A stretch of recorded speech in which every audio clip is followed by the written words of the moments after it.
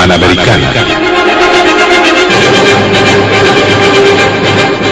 Una producción del Departamento Periodístico de Panamericana en su mejor estilo.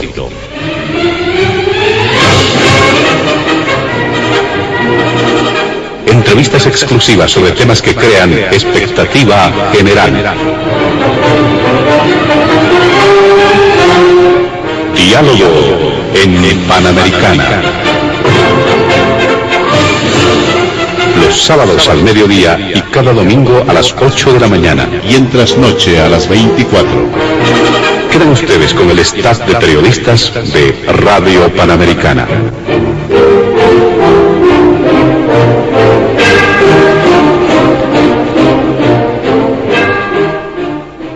¿Cómo están, amigos de todo el país? Bienvenidos a Diálogo en Panamericana. Y en esta ocasión vamos a desarrollar el tratamiento de distintos temas de la agenda informativa. En el primer punto del programa se encuentra algunas consideraciones a nivel general sobre las propuestas de reforma judicial. Es de conocimiento público que existe bastante preocupación, y no solo por las recomendaciones que ha dado a conocer el grupo interdisciplinario de expertos independientes acerca de la situación de la justicia, sino que esto tiene ya larga data. Hay preocupación de la propia ciudadanía sobre la forma en cómo se viene manejando el sistema judicial, y por ello, en los últimos días, el gobierno ha dado a conocer a través del ministro de Justicia, Iván Lima, una propuesta de reforma judicial que ha sido considerada o ha sido denominada de estructural. Poco antes, una semana antes, incluso también los representantes de Comunidad Ciudadana daban cuenta de otra propuesta de reforma judicial. Y entendemos que hay también muchos criterios, muchas propuestas que se encuentran a nivel nacional, y entendemos van a ser parte de una discusión, de una polémica, de un debate reflexivo acerca de este tema. Este es el primer punto en el programa. El segundo tiene que ver con los criterios acerca de recientes casos de juicios de responsabilidades que han sido encarados a nivel de la Comisión Mixta de Justicia Plural de la Asamblea Legislativa Plurinacional. En estos juicios que se han puesto a consideración está, por ejemplo, el caso Fondecib, que involucra al expresidente Gonzalo Sánchez de Lozada, el caso La Calancha, que involucra al ex ministro de Gobierno Alfredo Rada, y también el caso Quiborax, que ha generado muchas reacciones por el protagonismo de los actores políticos que se encuentran, por ejemplo, en el legislativo, y que involucra también en el procesamiento al expresidente Carlos Mesa. Y finalmente, el tercer punto en Diálogo en Panamericana tiene que ver con la situación de la exmandataria Yanine Áñez. Esto a propósito de pronunciamientos que se han registrado a favor, pero también en contra. Hay estos planteamientos que se han dado a conocer respecto sobre todo a posibles vulneraciones que habrían tenido en sus derechos humanos. Estos tres puntos están en la agenda de Diálogo en Panamericana. Nuestros invitados especiales de este fin de semana se encuentran en los estudios de la emisora, el precisamente ministro de Justicia, don Iván Lima, a quien le damos la bienvenida. También se encuentra con nosotros el jefe de bancada de Comunidad Ciudadana en la Cámara de Diputados, el doctor Carlos Alarcón, y finalmente don Franklin Pareja como politólogo. Junto a ellos estaremos desarrollando la agenda de Diálogo en Panamericana de este fin de semana.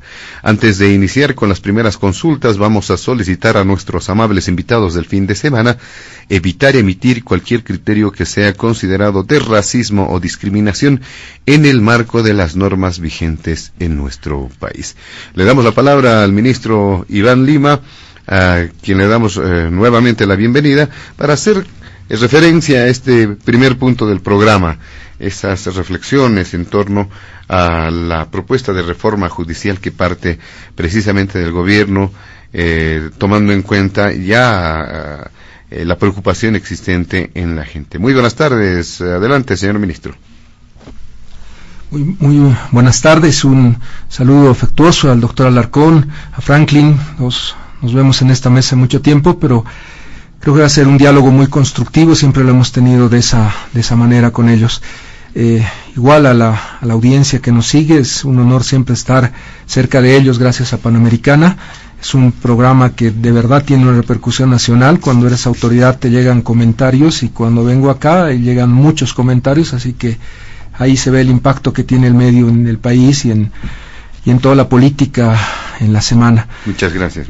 Lo que veo en el tema judicial desde que tenemos independencia en estos 200 años que cumplimos en poquito tiempo, es una estructura que ha estado marcada por un compromiso político. Se puede hablar de una Corte Suprema del MNR después del 52, la Corte de Luis Paz, la de Pantalón de Alenza. Hay un proceso histórico importante en el país, y con luces y sombras. Yo discrepo de quienes dicen que nunca hemos salido de la crisis. Hemos tenido tiempos brillantes en la judicatura boliviana y hemos marcado unas líneas de relevancia, inclusive antes de que exista nuestro país. La audiencia Charcas es conocida en toda la región como un tribunal de justicia que ha marcado líneas regionales importantes. Pero entre el 82 marca un hito importante, porque hemos recuperado democracia, pero no siento que el Poder Judicial sea el más democrático de los poderes. Hay entre el 82 en los tribunales de la democracia muchas luces y sombras. El tema García Mesa les consumió mucho tiempo, pero no ha habido, sino hasta el momento que Luis Ocio en el 93 inicia los pactos políticos de los 2/3, un trabajo institucional en la reforma. Yo recuerdo que en 91 vino la comisión del ILANUD para marcar por qué Bolivia estaba tan mal vista a nivel regional, y era por algunos temas que justamente se trabajaron en el Ministerio de Justicia de René Blattman. Estábamos con prisión por deudas en el país, la fianza juratoria no existía, y inició la reforma penal. Entonces, decir que la reforma a la justicia en el país es un resultado inmediato que se está comenzando ahora sería injusto. Creo que comienza en ese momento con Luis Ocio, con René Blattman, y se va consolidando en el país a partir de los trabajos que hace Carlos Goitia como ministro de Justicia, la transición de Tuto Quiroga. Y este tiempo me refiero ya entrando al 2000, ya marcaba una profunda crisis que termina con Eduardo Rodríguez como presidente. El presidente de la Corte Suprema inicia unos meses antes de que asuma como presidente un plan que se llamó Justicia para Todos, que es el primer plan estructural de reforma judicial en Bolivia, con muchos estudios, con apoyo del Banco Mundial, de algo que ya había comenzado antes. Ese momento iniciamos una ruptura, un proceso que cambia la forma de reformar la justicia y que se marca por la Asamblea Constituyente. En 2006 hay apuestas muy fuertes hacia la justicia, la elección de jueces por voto popular, el Tribunal Agroambiental, todo lo que es el marco conceptual de derechos. Es una constitución de avanzada, pero ahí se presenta este concepto del juicio, de escoger a los jueces por voto popular, y es un hecho político único en el mundo. Solo Japón hace ratificatorio, algunos jueces de Suiza y algunos estados de Norteamérica. Somos un caso único en el mundo, y es lo que en la campaña última se ha visto debe mejorar o debe ser superado. A inicios de este año yo planteaba que tengamos un referéndum de reforma a la Constitución y que quitemos ese tema del voto popular, o que por lo menos entremos a un debate serio en el país para tocar ese punto. Pero ese punto es un solo punto de una reforma a la justicia. Lo hemos analizado en esta mesa y muchas veces, que tenemos temas estructurales que no se han superado. Para mí, en un proceso de reforma, lo fundamental es la independencia de los jueces. La independencia judicial es uno de los 6 ejes que estamos proponiéndole al país, y no solamente es para los 9 magistrados del Tribunal Supremo, es para los 1098 jueces, para los 142 vocales, y en general para todo el sistema judicial. ¿Y esto qué implica? Reglas claras para el acceso. El día de hoy tenemos 48% de jueces transitorios, y eso no es democrático. Pero lo peor, nunca hemos tenido evaluación de desempeño. Es algo que se planteó cuando se crea el Consejo de la Judicatura y no se ha logrado hasta ahora ni una sola vez. Hay jueces que están más de 20 años y que nunca han sido evaluados en su desempeño. Es una tarea crítica que vemos esencial para la independencia judicial, lo mismo que la formación de los jueces. Evaluación de desempeño, ingreso meritocrático, escuela judicial. Lamento decirlo, pero el viernes pasado hubo el examen, más de 2000 postulantes que querían ser jueces, examen citado a las 3, lo empiezan a dar a las 6, con celulares y con denuncias graves de que ese examen no era transparente. ¿Qué tenemos que hacer desde el sector justicia? Anular esa convocatoria. Se ha anulado esa convocatoria y ese proceso porque no era meritocrático. No es correcto que no tengamos las reglas más estrictas en este proceso del ingreso meritocrático. Y lo mismo con el acceso a la justicia. 175 municipios, 1.2 millones de bolivianos que no tienen nada parecido a lo que conocemos en las ciudades como justicia, ni ministerio público, ni nada cercano.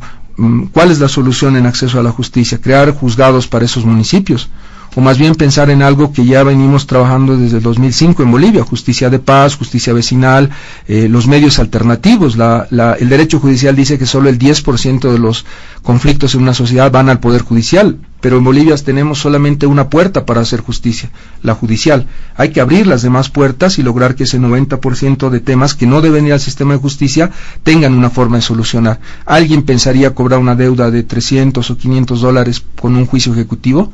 Les saldrá más caro contratar abogados. Hay temas que no pueden ir a justicia oficial, ordinaria, sino una justicia de paz, de equidad, vecinal, lo que puedas plantear como nombre. No puede haber un eje que no sea tan importante como el de transparencia. El tema de la retardación de justicia y el de la corrupción es una constante, y en los grupos focales y en las encuestas más del 90% de los bolivianos piensan que hay retardación y que hay corrupción, que son delitos que los hemos reformulado en la Ley de Fortalecimiento a Lucha contra la Corrupción, que se ha promulgado el sábado pasado, y pensamos que hay que tener una política integral en el tema de transparencia. Es otro de los ejes, el tercer eje que ya te voy desarrollando. Tecnologías de la información y comunicación es esencial: ciudadanía digital, expediente digital, plataforma de acceso a la justicia, transversal a todos los temas. Yo hablo del desarrollo normativo no en términos de pensar que la ley soluciona el problema, que no es así, pero necesitamos priorizar. Entre las leyes que no tenemos está el Código de Comercio, 44 años con un decreto ley que regula algo tan importante como la vida y el comercio de los bolivianos. Hay que tener un desarrollo normativo como eje y hay que dar algunas prioridades. Yo siempre que estamos en la Asamblea defendiendo leyes, tengo debates muy interesantes con el doctor Alarcón, porque hay una parte del Parlamento muy constructiva, con aportes muy importantes en el trabajo en las leyes que se ha llevado hasta el momento. Ya he ido 4 veces a la Cámara de Diputados llevando proyectos de ley que han terminado aprobándose muchos de ellos, y creo que este eje del desarrollo normativo tiene que continuar y tiene que seguir respondiendo a una línea de defender a los más vulnerables. Una de las leyes tiene que ver con mejorar el tema de la adopción y hacerlo más efectivo, ese derecho a las familias de más de 5,000 niños que no tienen hogar. Hay que trabajar en la 348, feminicidio, violencia, pero el grupo interdisciplinario de expertos nos ha planteado un problema que solo es de la justicia penal. Lo que han evaluado ellos entre septiembre y diciembre tiene que ver con los hechos de graves violaciones de derechos humanos. No han evaluado justicia familiar o tributaria o laboral. Y lo que hemos planteado en esta propuesta al país es que retomemos el debate del Código del Sistema Penal, no el Código Penal de delitos, sino la parte procedimental. Y ahí teníamos un muy buen código. En todos los debates que hemos tenido, el debate era por los médicos, por los choferes, por incluso las iglesias, por el aborto, era por la parte de los delitos del Código Penal. Saltemos, vamos al tema del procedimiento penal, porque hay ahí las soluciones a todos los problemas que nos plantea el grupo interdisciplinario. ¿Qué nos dice el grupo interdisciplinario? Abuso de la detención preventiva. Todo el marco conceptual de solución estaba en el Código del Sistema Penal. ¿Qué nos dicen en ese documento? Que la policía no tiene herramientas de investigación y la fiscalía no tiene investigación estratégica. Eso está en el Código del Sistema Penal, es la propuesta normativa que se tenía en su momento. Y finalmente, en un nuevo Código del Sistema Penal, superaríamos todas estas ambigüedades que hay en una ley que, me acuerdo, la trabajamos en ese tiempo con el doctor Bladman, con el doctor Alarcón, en el nuevo Código de Procedimiento Penal, que ya ha quedado bastante usado, con una institución que me parece fundamental, que es la de los jurados. Habíamos discutido mucho sobre el tema de los jurados y me parece que en este eje de independencia y de lo que nos plantea la CIDH, un debate a tener en el país es si recuperamos la institución de los jurados. Los jurados, de alguna manera, son lo más democrático que puede haber para la independencia judicial. ¿Te imaginas que uno de estos juicios tan emblemáticos que tenemos no lo juzgue ningún juez del país, sino un jurado de 11 ciudadanos? Ese es un mecanismo para controlar que la independencia judicial realmente tenga una garantía, una certidumbre hacia los ciudadanos de una total independencia. Son temas que tendrían que discutirse en el nuevo Código del Sistema Penal. Y el último argumento que tenemos, o el último eje de la reforma, que es el balanceo del conflicto, es entender que en este país tenemos $200 millones cada año para la justicia, tenemos 1.098 jueces, 300.000 casos que ingresan al sistema, y uno diría, con 200 millones, con 1.098 jueces, deben ganar muy bien los jueces. Y no, todo el presupuesto se consume en asesores, en viajes, en gastos administrativos, en temas que no le interesan al pueblo boliviano. Entonces, creo que ese es el punto fundamental, entender que no es posible que haya un juez por cada 18.000 cruceños, y en el área rural de Chuquisaca haya un juez para 2.000 ciudadanos de Chuquisaca. Distribuir en el territorio, en la materia, y usar mejor los recursos es balancear el conflicto. Es un concepto de derecho judicial que dice que el Estado use sus recursos para lo que necesita su población. El país no necesita que tengamos casi 400 jueces cobrando deudas para los bancos. Necesita que todos los jueces posibles estén atendiendo los temas estructurales, los temas de niñez, de mujer, de violencia y de delitos. ¿Qué hacemos? ¿Dejamos a los bancos sin cobro de deudas? No, buscamos las formas creativas de solución de cobro que hay en el mundo en este momento. Y hay formas que pueden hacer los privados de contribuir a este balanceo del conflicto. Creo que esos elementos, que son 6, balanceo del conflicto, acceso a la justicia, independencia, desarrollo normativo, tecnologías y transparencia, son una propuesta que le planteamos al país, sea la guía. Hay otros elementos a incluir que nos permita hacer una reforma en unidad. En nuestra ruta crítica, 30 días para escucharnos entre todos. Espero que estemos en un diálogo constructivo con comunidad ciudadana, con todas las universidades, con todos los actores.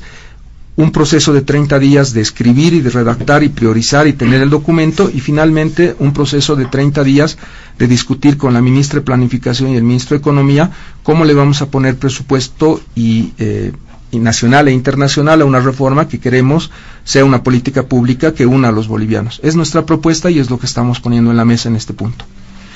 Perfectamente, le agradecemos al ministro de Justicia, Iván Lima.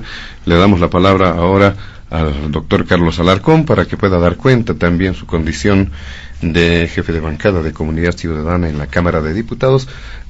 Dar cuenta, reiteramos, acerca de este tema, la reforma judicial. También hubo una propuesta de Comunidad Ciudadana. ¿Cómo es posible compatibilizar, si es que es apropiado el término, todas las iniciativas que están surgiendo, incluidas obviamente las del gobierno? Adelante, doctor Alarcón. Gracias, José Luis. Primero quiero expresar un cordial saludo al ministro de Justicia, Iván Lima, al politólogo Franklin Pareja, que nos acompaña en este debate en Radio Panamericana, y por supuesto a todos los oyentes de esta prestigiosa emisora. Yo quiero comenzar señalando que la justicia de tus jueces y de tus fiscales no es justicia, esa es injusticia. Y ese es el tema central y estructural del gran problema político y judicial que está atravesando el país. Demuestra, basta un botón, dice el dicho popular, y yo me he traído acá titulares de periódicos digitales. Tengo acá Correo del Sur y Herbol del 15 de febrero del 2018. Rudy Flores, ex magistrado del TCP, del Tribunal Constitucional, asume cargo jerárquico en Cancillería. Esto es después de que este señor era el presidente del Tribunal Constitucional y le dio el fallo a Evo Morales para su reelección indefinida. Entonces, ¿cuál fue el premio para el presidente del Tribunal Constitucional? Un cargo jerárquico en Cancillería después de haber emitido ese fallo juntamente con los otros vocales, que fue el gran problema que generó todo el desastre que hemos vivido en Bolivia. Si no hubiera habido esa sentencia y no hubiera habido el desconocimiento del 21F y el afán de reelección indefinida al expresidente Evo Morales, no hubiéramos vivido todos los hechos de violencia que hemos vivido el 2019. Entonces, después como premio lo nombran a Rudy Flores en un cargo jerárquico en Cancillería. Un periódico lo titula expresamente: Evo Morales premió a ex magistrado Rudy Flores con cargo diplomático en Ginebra, donde su esposa es cónsul. O sea, después de Cancillería lo llevan a cargo diplomático en Ginebra y a su esposa también la nombran cónsul, ¿no? Ahora, y actualmente, dice Rudy Flores, ex tribuno que avaló reelección de Evo, figura como jefe de gabinete de Choquehuanca actualmente. Rudy Flores, jefe de gabinete de Choquehuanca. Que vaya pensando el oyente qué independencia del Poder Judicial o del órgano judicial tenemos en este escenario. Y no solamente es el ejemplo del magistrado Flores, que le dio la sentencia de reelección indefinida, la famosa y nefasta sentencia 84, sino acá también tenemos en el deber del 2 de febrero del 2019, ex fiscal Ramiro Guerrero es designado cónsul en Chile, y actualmente ex fiscal Ramiro Guerrero es nombrado viceministro de Tierras en este gobierno. ¿Quién ha firmado el requerimiento acusatorio en el caso Quiborax, que vamos a discutir después? El fiscal general en ese entonces, Guerrero, premiado ahora como viceministro de Tierras y antes como cónsul en Chile. Entonces, esta es la prueba palmaria, evidente, de que las altas cúpulas fiscales y judiciales están totalmente controladas y manipuladas por el poder político. Y eso lo dice expresamente en un párrafo el informe del grupo de expertos interdisciplinario. En Bolivia no existe independencia en su sistema de justicia porque está sujeto a la manipulación política. ¿Cuándo se agravó este problema de la falta de independencia del órgano judicial y del Ministerio Público? Cuando en el régimen del expresidente Evo Morales se concibió la cultura política como una guerra de todo o nada, como una guerra donde tienes que aplastar al enemigo y no tienes que generar con él ningún escenario de acuerdo sobre políticas de Estado o sobre políticas de gobierno. Entonces se criminalizó la vida política del país, se generó este tumor, este cáncer que se fue volviendo una metástasis y que cada vez se ha agravado más y hoy está exponencialmente agravado en el país. Entonces los problemas políticos se los resolvía criminalizándolos en los tribunales y en las fiscalías, ¿no? Y la política no resolvía los problemas de independencia de la justicia y del Ministerio Público, porque se dieron cuenta que lo más rentable en términos políticos era manipular a tus fiscales y a tus altas cúpulas judiciales para obtener todos los intereses políticos al margen de la ley y del derecho. Reelección indefinida, como ya lo ha comprobado la opinión consultiva de la Corte Interamericana, cárcel para los opositores sin debido proceso, impunidad de encubrimiento para los afines.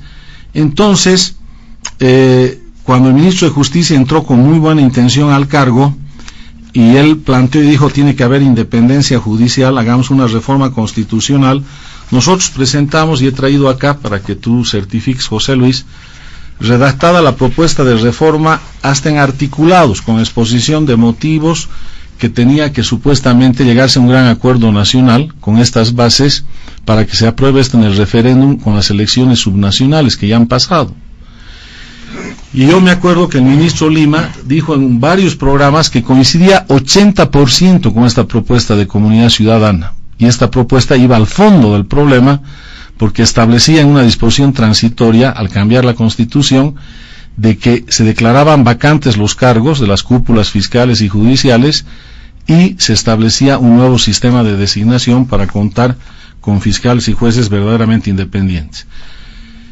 Y el primero que lo contradijo al ministro Lima fue el presidente de su partido, del partido del MAS, Renan Cabezas Beizán, que es el presidente de la Comisión de Constitución, que salió y dijo que era una barbaridad lo que el ministro Lima estaba proponiendo, y me acuerdo que el ministro Lima lo descalificó con justas razones y con buenas razones a este presidente de la Comisión de Constitución, y conformó una comisión de notables para hacer esta reforma de la independencia judicial del Ministerio Público a la cabeza de Eduardo Rodríguez Belcé, que era la figura principal y el vocero de esa comisión de notables. ¿Cuánto duró esa comisión de notables? No sé si habrá sido 2 semanas o 3 semanas, a lo mucho.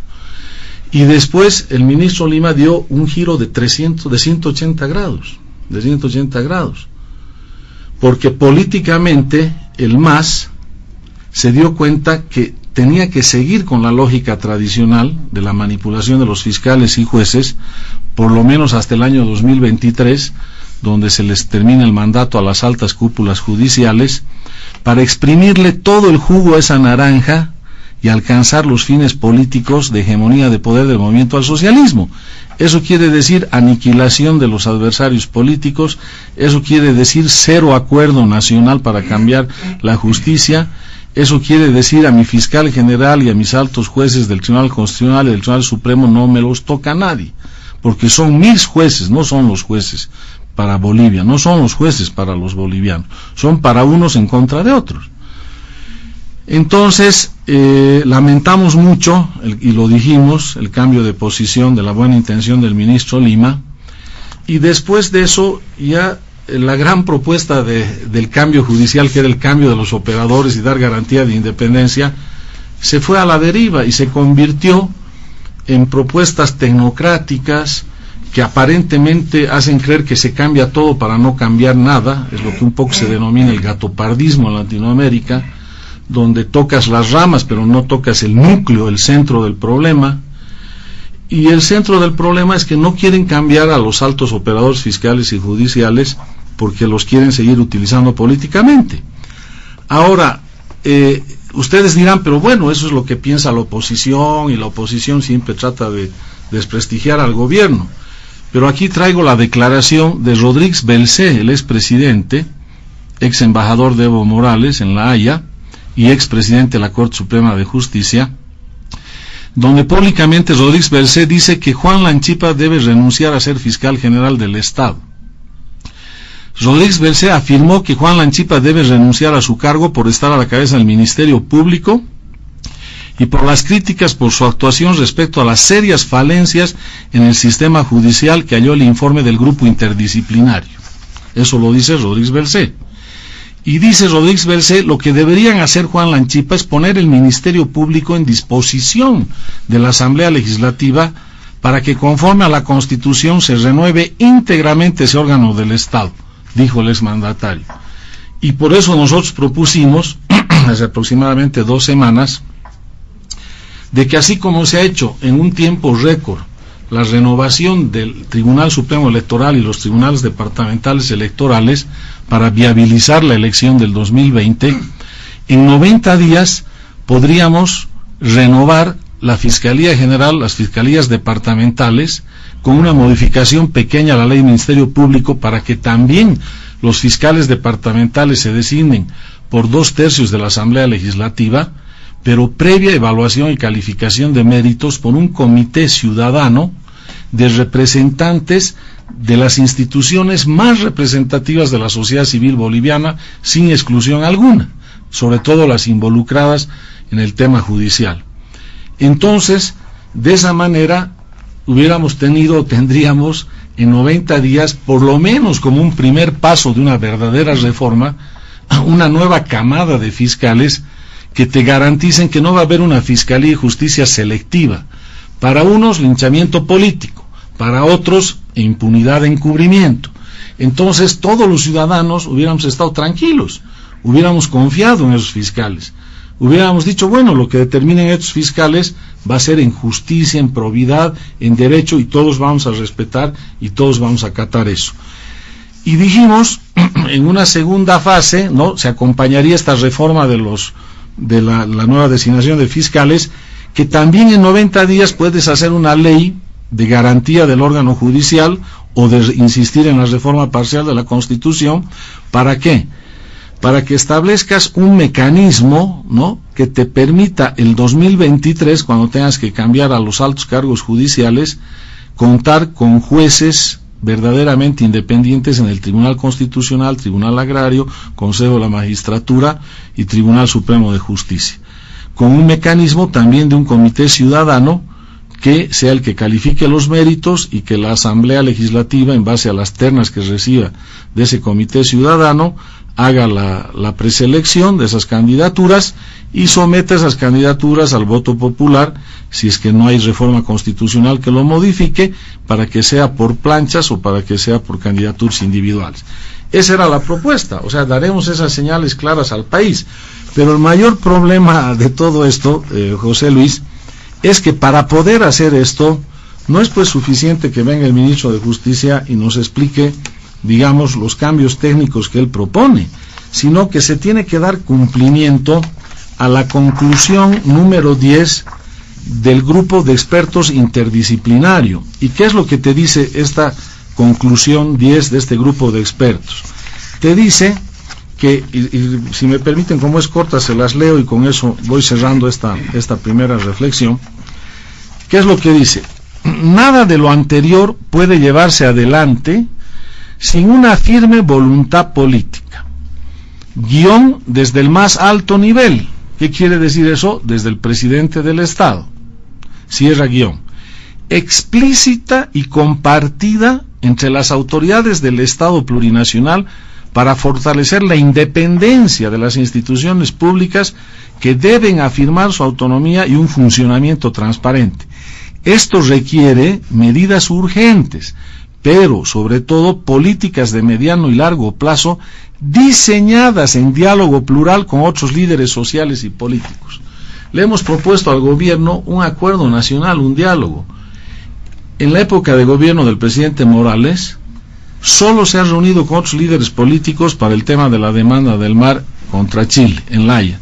Pero para temas de políticas nacional, de Estado, de gobierno, nunca se ha reunido con la oposición. Y este gobierno hace lo mismo.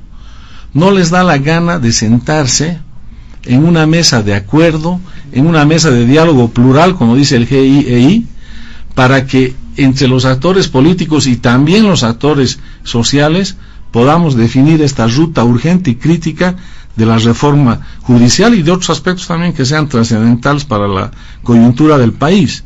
Entonces, la lógica de ellos, que es el gran problema, sigue siendo la de la guerra, no la de la paz. En la guerra vos tienes que aplastar y destruir al enemigo. ¿Cuáles son sus tanques, sus cañones y sus soldados? Sus fiscales, sus jueces y las cárceles, que las quieren llenar con los opositores. Y a los afines les quieren garantizar con los mismos fiscales y jueces impunidad y encubrimiento.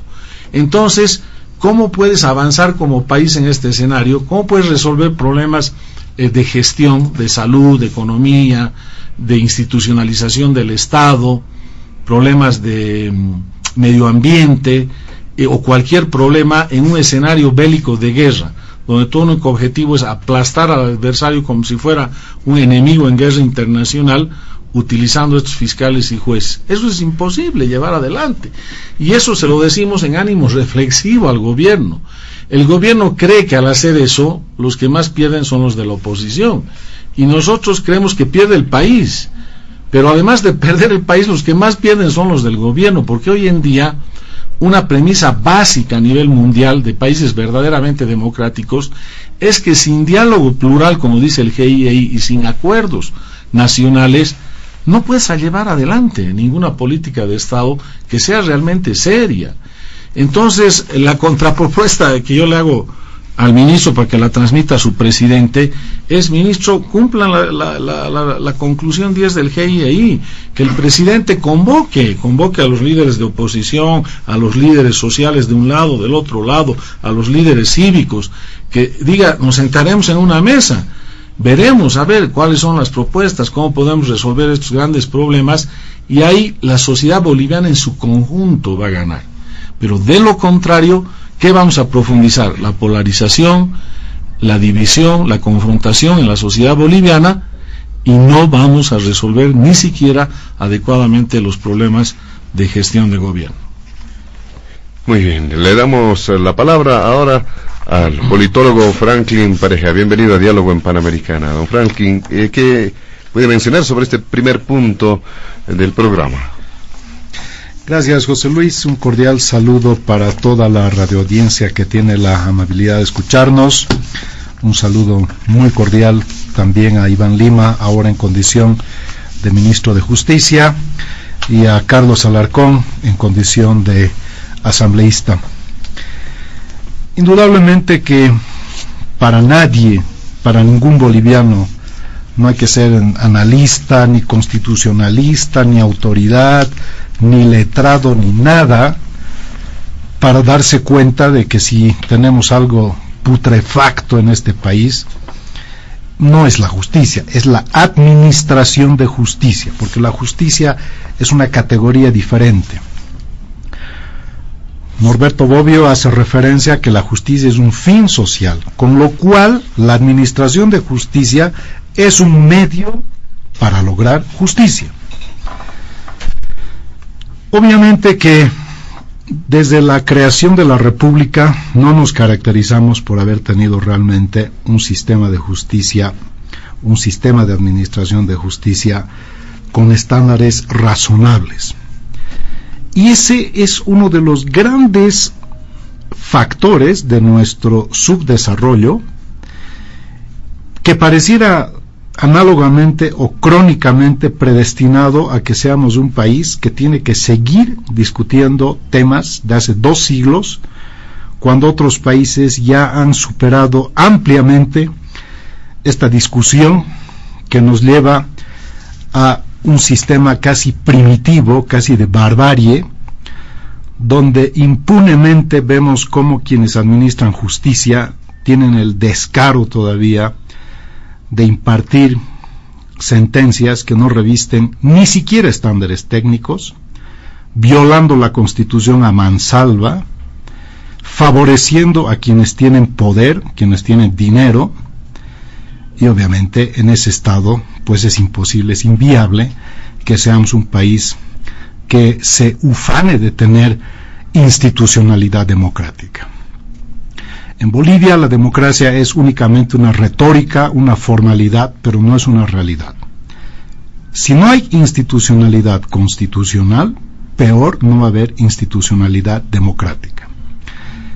Si tenemos una sociedad permisiva y que prácticamente ha naturalizado el hecho de que para tener alguna situación favorable a sí misma en algún proceso judicial, se ha naturalizado de que eso no lo va a conseguir a través de un abogado que tenga el talante, la virtud y la sapiencia de ir a litigar.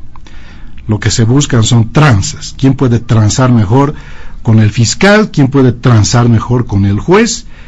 Y ya no estamos hablando de la virtud del ejercicio de la abogacía, sino la viveza o la conformación o la creación de corporaciones que entran en contubernio para precisamente no hacer absolutamente nada de lo que dice primigeniamente los fundamentos filosóficos de la justicia. ¿Cuál es el problema en nuestro país? De fondo, que no somos iguales ante la ley. Por lo tanto, los ciudadanos bolivianos están absolutamente desprotegidos, no tienen la posibilidad real y fáctica de aspirar a una defensa, inclusive teniendo la razón, porque todos tienen derecho a la defensa, y al final esto se convierte en una absoluta barbarie, donde ya no estamos entrando en un proceso de precarización de la democracia, sino una destrucción total de la convivencia pacífica que tiene que tener un país. ¿Qué significa, por lo tanto, ir a una reforma? En mi criterio, para empezar, no puede tutelar una reforma judicial de la administración de justicia, no de la justicia, de la administración de justicia. No puede tutelar el gobierno, porque precisamente históricamente es el poder ejecutivo, según nomenclatura actual, órgano ejecutivo, el que se ha encargado sistemáticamente de servirse, de tutelar, de subyugar a la administración propiamente. ¿Cuál sería la primera señal de voluntad política? No tutelar este proceso. Porque es lindo agarrar y decir, bueno, sabemos que la justicia es un desastre, no van a decir jamás, los grandes responsables somos nosotros, en gran medida. Una reforma a la justicia, a la administración de justicia, va a tocar intereses, y estos intereses corporativos están vinculados al poder. ¿Tendrán deseos de limitar el poder? ¿Qué es la Constitución filosóficamente? Es límite al poder, no es dar poder ilimitado. En Bolivia le han destrozado la Constitución 5 veces contra reformas. leer a Gonzalo Hidalgo, que las ha desarrollado muy bien. Le han destrozado la Constitución, y el Tribunal Constitucional, que es el garante, el que tiene que velar que no se toque, que no se tuerza, que no se destruya la constitucionalidad, ha sido el primer autor de esta precarización y destrucción de la institucionalidad constitucional con efecto en la institucionalidad democrática. Yo le escuché aquí a Iván Lima, actualmente el ministro de Justicia, hacer mención a que esto no se soluciona con renuncias. Y estoy absolutamente de acuerdo contigo, estimado Iván. Esto no se soluciona con renuncias. Estos señores no se les puede dar una salida tan bonancible. O sea, renuncian después de haber destrozado el país, renuncian y se van. Listo, chao. Ahora venga otra camada de quién sabe qué. No. Si realmente se quiere entrar a poner las cosas con claridad en su lugar, estos señores tienen que ser juzgados. Si son los causantes del gran problema que está viviendo el país. La 084, un verdadero bodrio, es el hazmerreír del derecho constitucional. Esos señores del Tribunal Constitucional arrogándose como si fueran magistrados de la Corte Interamericana, haciendo control concentrado de convencionalidad. ¿Quién les ha dicho que pueden hacer eso? Vergonzosamente se han hecho decir, señores, en ninguna parte dice lo que ustedes sostienen, no es un derecho humano. Y por supuesto Zaffaroni y Pazmiño, por cierto, Pazmiño fue propuesto por Bolivia, el ecuatoriano, para que sea juez de la Corte Interamericana, y Zaffaroni, el abogado de Evo Morales en Buenos Aires. Pero los otros han actuado afortunadamente con algo más de dignidad. Yo entro ya en una vena más filosófica. Lo primero que quiero decirle a Iván, a quien le tengo un respeto profesional, él cuando entró como ministro hizo algo así como planteó una ruta crítica para entrar y encarar el proceso de reforma de la justicia, y nombra un consejo de notables. Para mí ese es un gran error. ¿Por qué? Porque esa es una visión arcaica, esa es una visión limitada, que te hace ver que todavía se piensa que la justicia es una cuestión de abogados. Y no es. Una cosa es la administración y otra cosa es la justicia. ¿Y qué es lo que queremos lograr? Queremos lograr justicia, y para eso tiene que funcionar bien la administración. Pero no es una cuestión inherente únicamente a los abogados, que por cierto, si tanto hablan de descolonización, lo primero que tienen que hacer es dejar de denominarse doctores, ¿no? Porque no son doctores, son abogados. Esto es la expresión del colonialismo puro y duro, cuando en Chuquisaca, la Universidad Real y Pontificia San Francisco Javier, sustituyendo a los títulos nobiliarios, interpuso los títulos académicos y se llaman doctores, ¿no? Había medicina y había derecho, y ambos eran doctores. Ni los unos ni los otros son doctores. Los unos son médicos y los otros son abogados. Van a ser doctores cuando defiendan una tesis doctoral y se gradúen como doctores. Pero les encanta decirse doctores. No son doctores. Y no es un tema de abogados.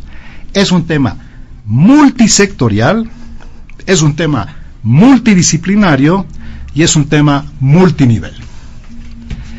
Y no puede estar tutelado por el gobierno.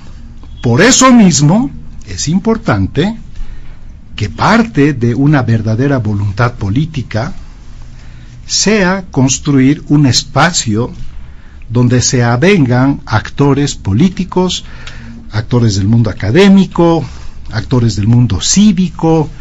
No significa hacer una asamblea gigante, no significa eso.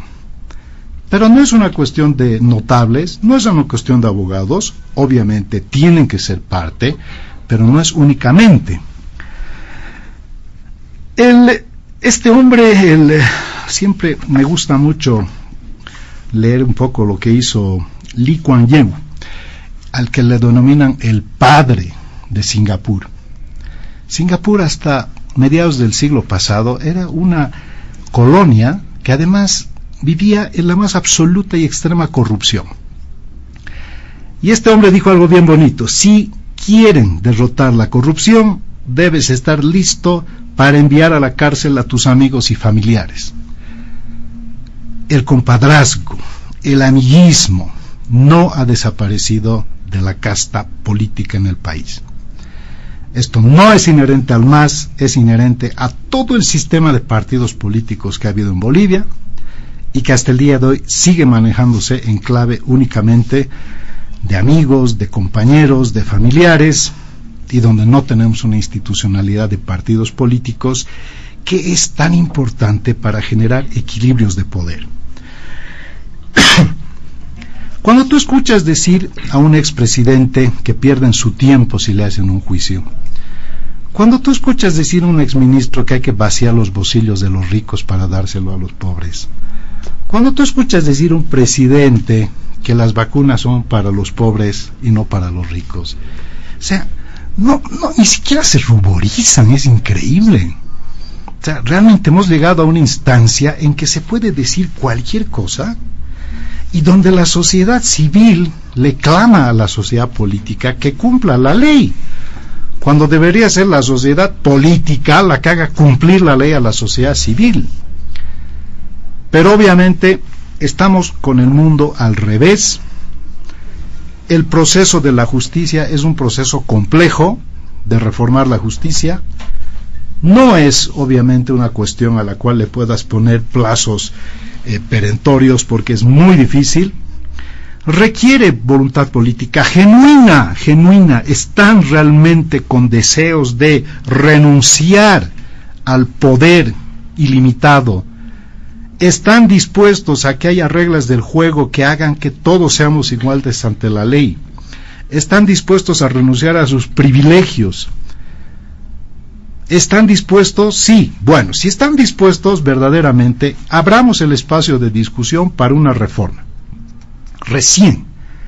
Porque no es una cuestión meramente de decir, la reforma parte por cambiar, porque además, esto también le escuché decir al señor ministro, en Santa Cruz hay 18,000, un juez por cada 18,000 ciudadanos. O sea que porque hay una sobrecarga de trabajo, eso justifica que el juez es un corrupto. No hay justificación. Otro de los puntos, la justicia tiene que ser independiente. ¡Falso! Los poderes son interdependientes. De nada sirve que haya una justicia independiente con jueces y fiscales corruptos. ¿Quién los controla? No se necesita solamente una justicia independiente, se necesita una justicia decente.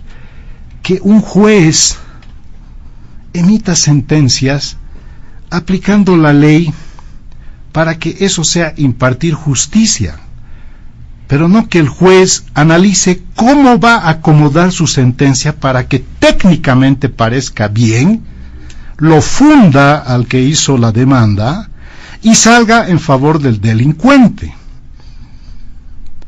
Y la policía, que hace los procesos de investigación en materia penal, cuando se acerca un policía a un ciudadano boliviano, no sientes que se está acercando el Estado en plan amigable, siempre sientes que se está acercando el Estado a ti en plan de extorsivo, y forman parte de este circuito perverso.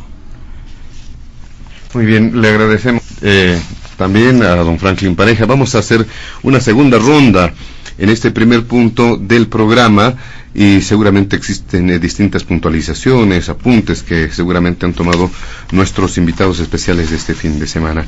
Iniciamos con usted, ministro Iván Lima. Muchas gracias. A ver, hay varios temas que quería aclarar. En general, la institución del fiscal en la región, en el mundo, la elige el presidente. En Estados Unidos, en España la elige el rey, en todos los países le escoge el presidente. El fiscal general del Estado, en el modelo boliviano, lo escoge la Asamblea por 2/3 de votos, pero es una institución que necesariamente tiene que estar implementando la política criminal de un Estado. Creo que esto muestra en el diálogo que hemos emprendido el día de hoy una modelo institucional a seguir. Si el Ministerio de Justicia no tiene que tener ninguna participación dentro de la reforma judicial, que no es el modelo que seguimos, justamente por ese tema de la coordinación, tenemos que tomar en cuenta que en el país hemos avanzado desde la Constitución del 2009 en ese procedimiento de tener un trabajo previo de cumbre de justicia. La Cumbre de Justicia ha definido la Comisión 898 de la Ley 898 que busca la implementación de la reforma judicial a partir de esa decisión a la cabeza del Ministro de Justicia. Es la ley vigente, puede tener críticas, pero es la ley que tenemos vigente. Quisiera precisar el tema de la diferencia entre conclusiones y recomendaciones. Lo que ha planteado el GIEI en el punto 10 está en las conclusiones, no en las recomendaciones. Lo que ha comprometido el presidente Arce cuando recibe el informe es implementar todas las recomendaciones, solamente como un tema conceptual de precisión, pero sí asumo que este proceso, que necesariamente tiene muchas aristas, planteaban ustedes Franklin, de hacerle un juicio a los magistrados que dictan la sentencia 84-2017, ya existe ese juicio, Franklin, está Rudy Flores y los magistrados que dictan esa sentencia en un proceso que está actualmente en los tribunales.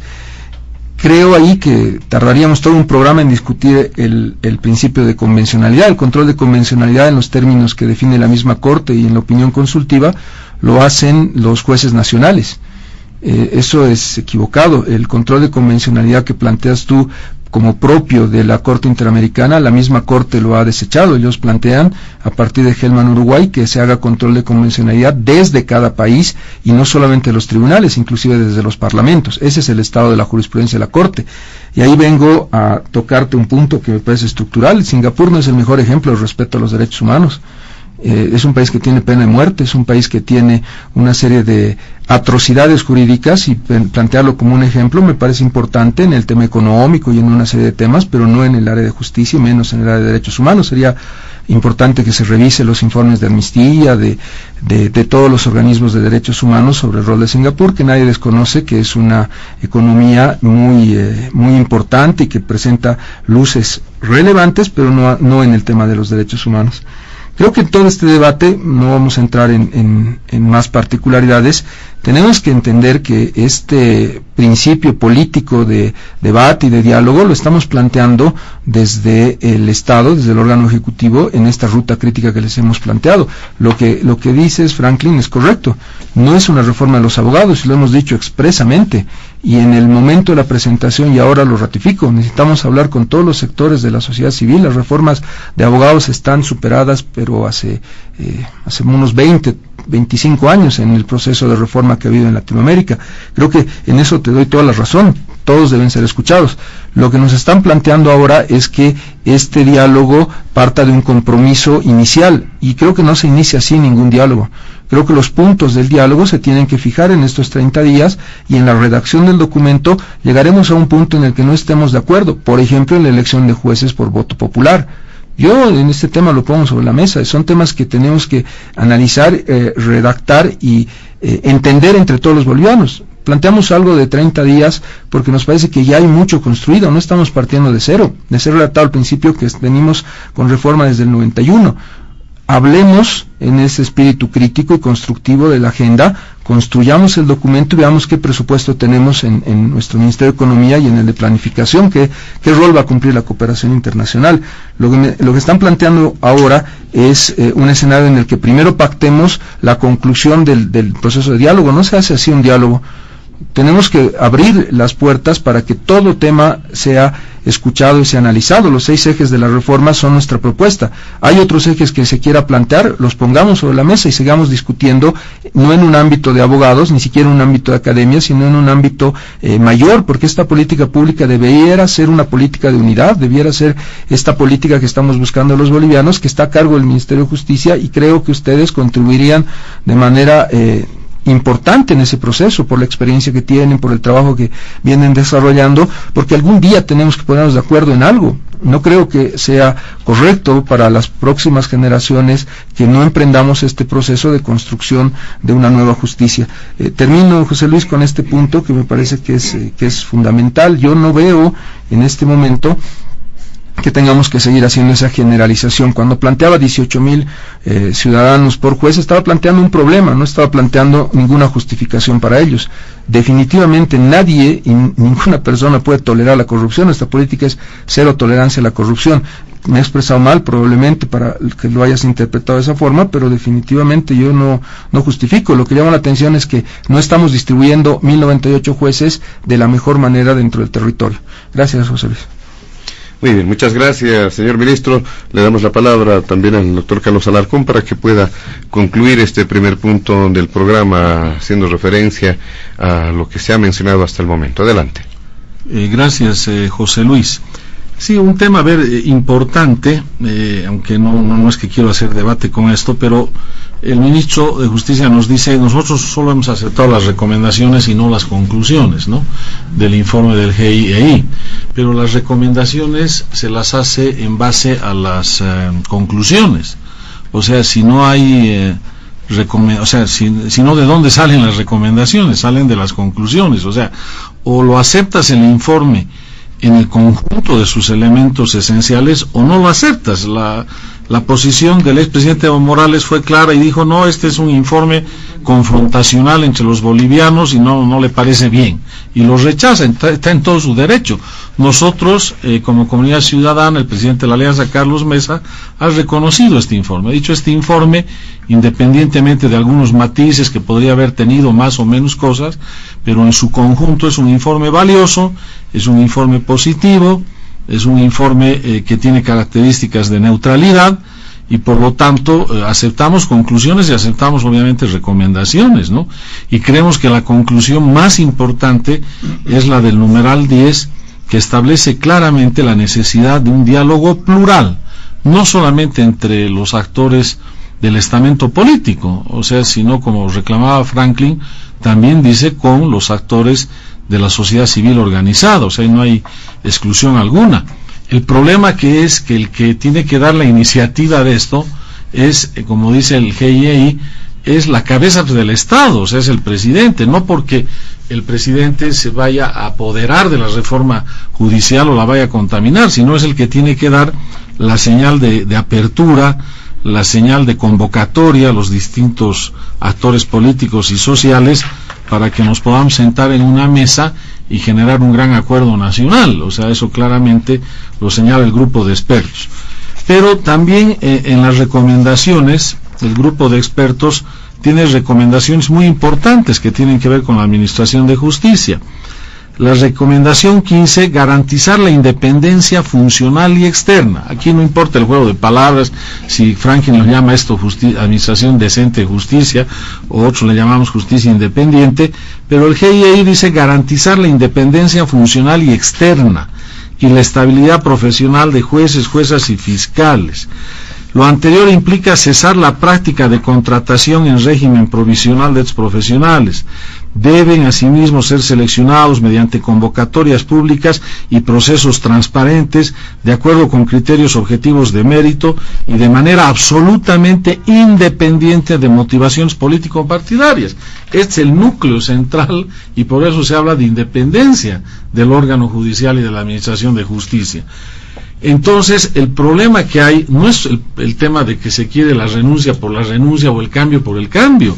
El problema es que la manzana podrida que tenemos ahora en Bolivia y que se está incrementando exponencialmente este defecto que afecta a la democracia y la convivencia pacífica entre bolivianos, son los actuales operadores y fiscales en las altas cúpulas fiscales y judiciales que están haciendo un manejo político de la justicia. Y por eso es necesario ese cambio. Y es necesario ese cambio para que haya una renovación de los operadores.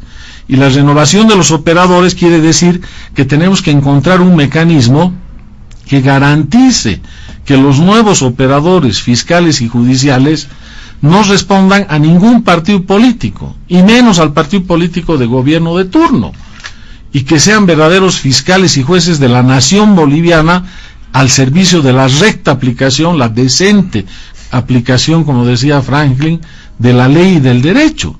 Eso es lo que necesitamos a gritos, o sea, pero no es solo pues de los meses en que está este gobierno, esto lo venimos reclamando probablemente desde la fundación de la República, como hacía en el recuento histórico, pero exponencialmente agravado el problema desde el régimen del expresidente Evo Morales, donde, como ya les he dicho en la participación anterior, empezó a concebir la vida política del país como una guerra de suma cero, donde vas al todo o nada, donde tienes que aplastar al que consideras enemigo y no consideras un conciudadano que piensa diferente a ti.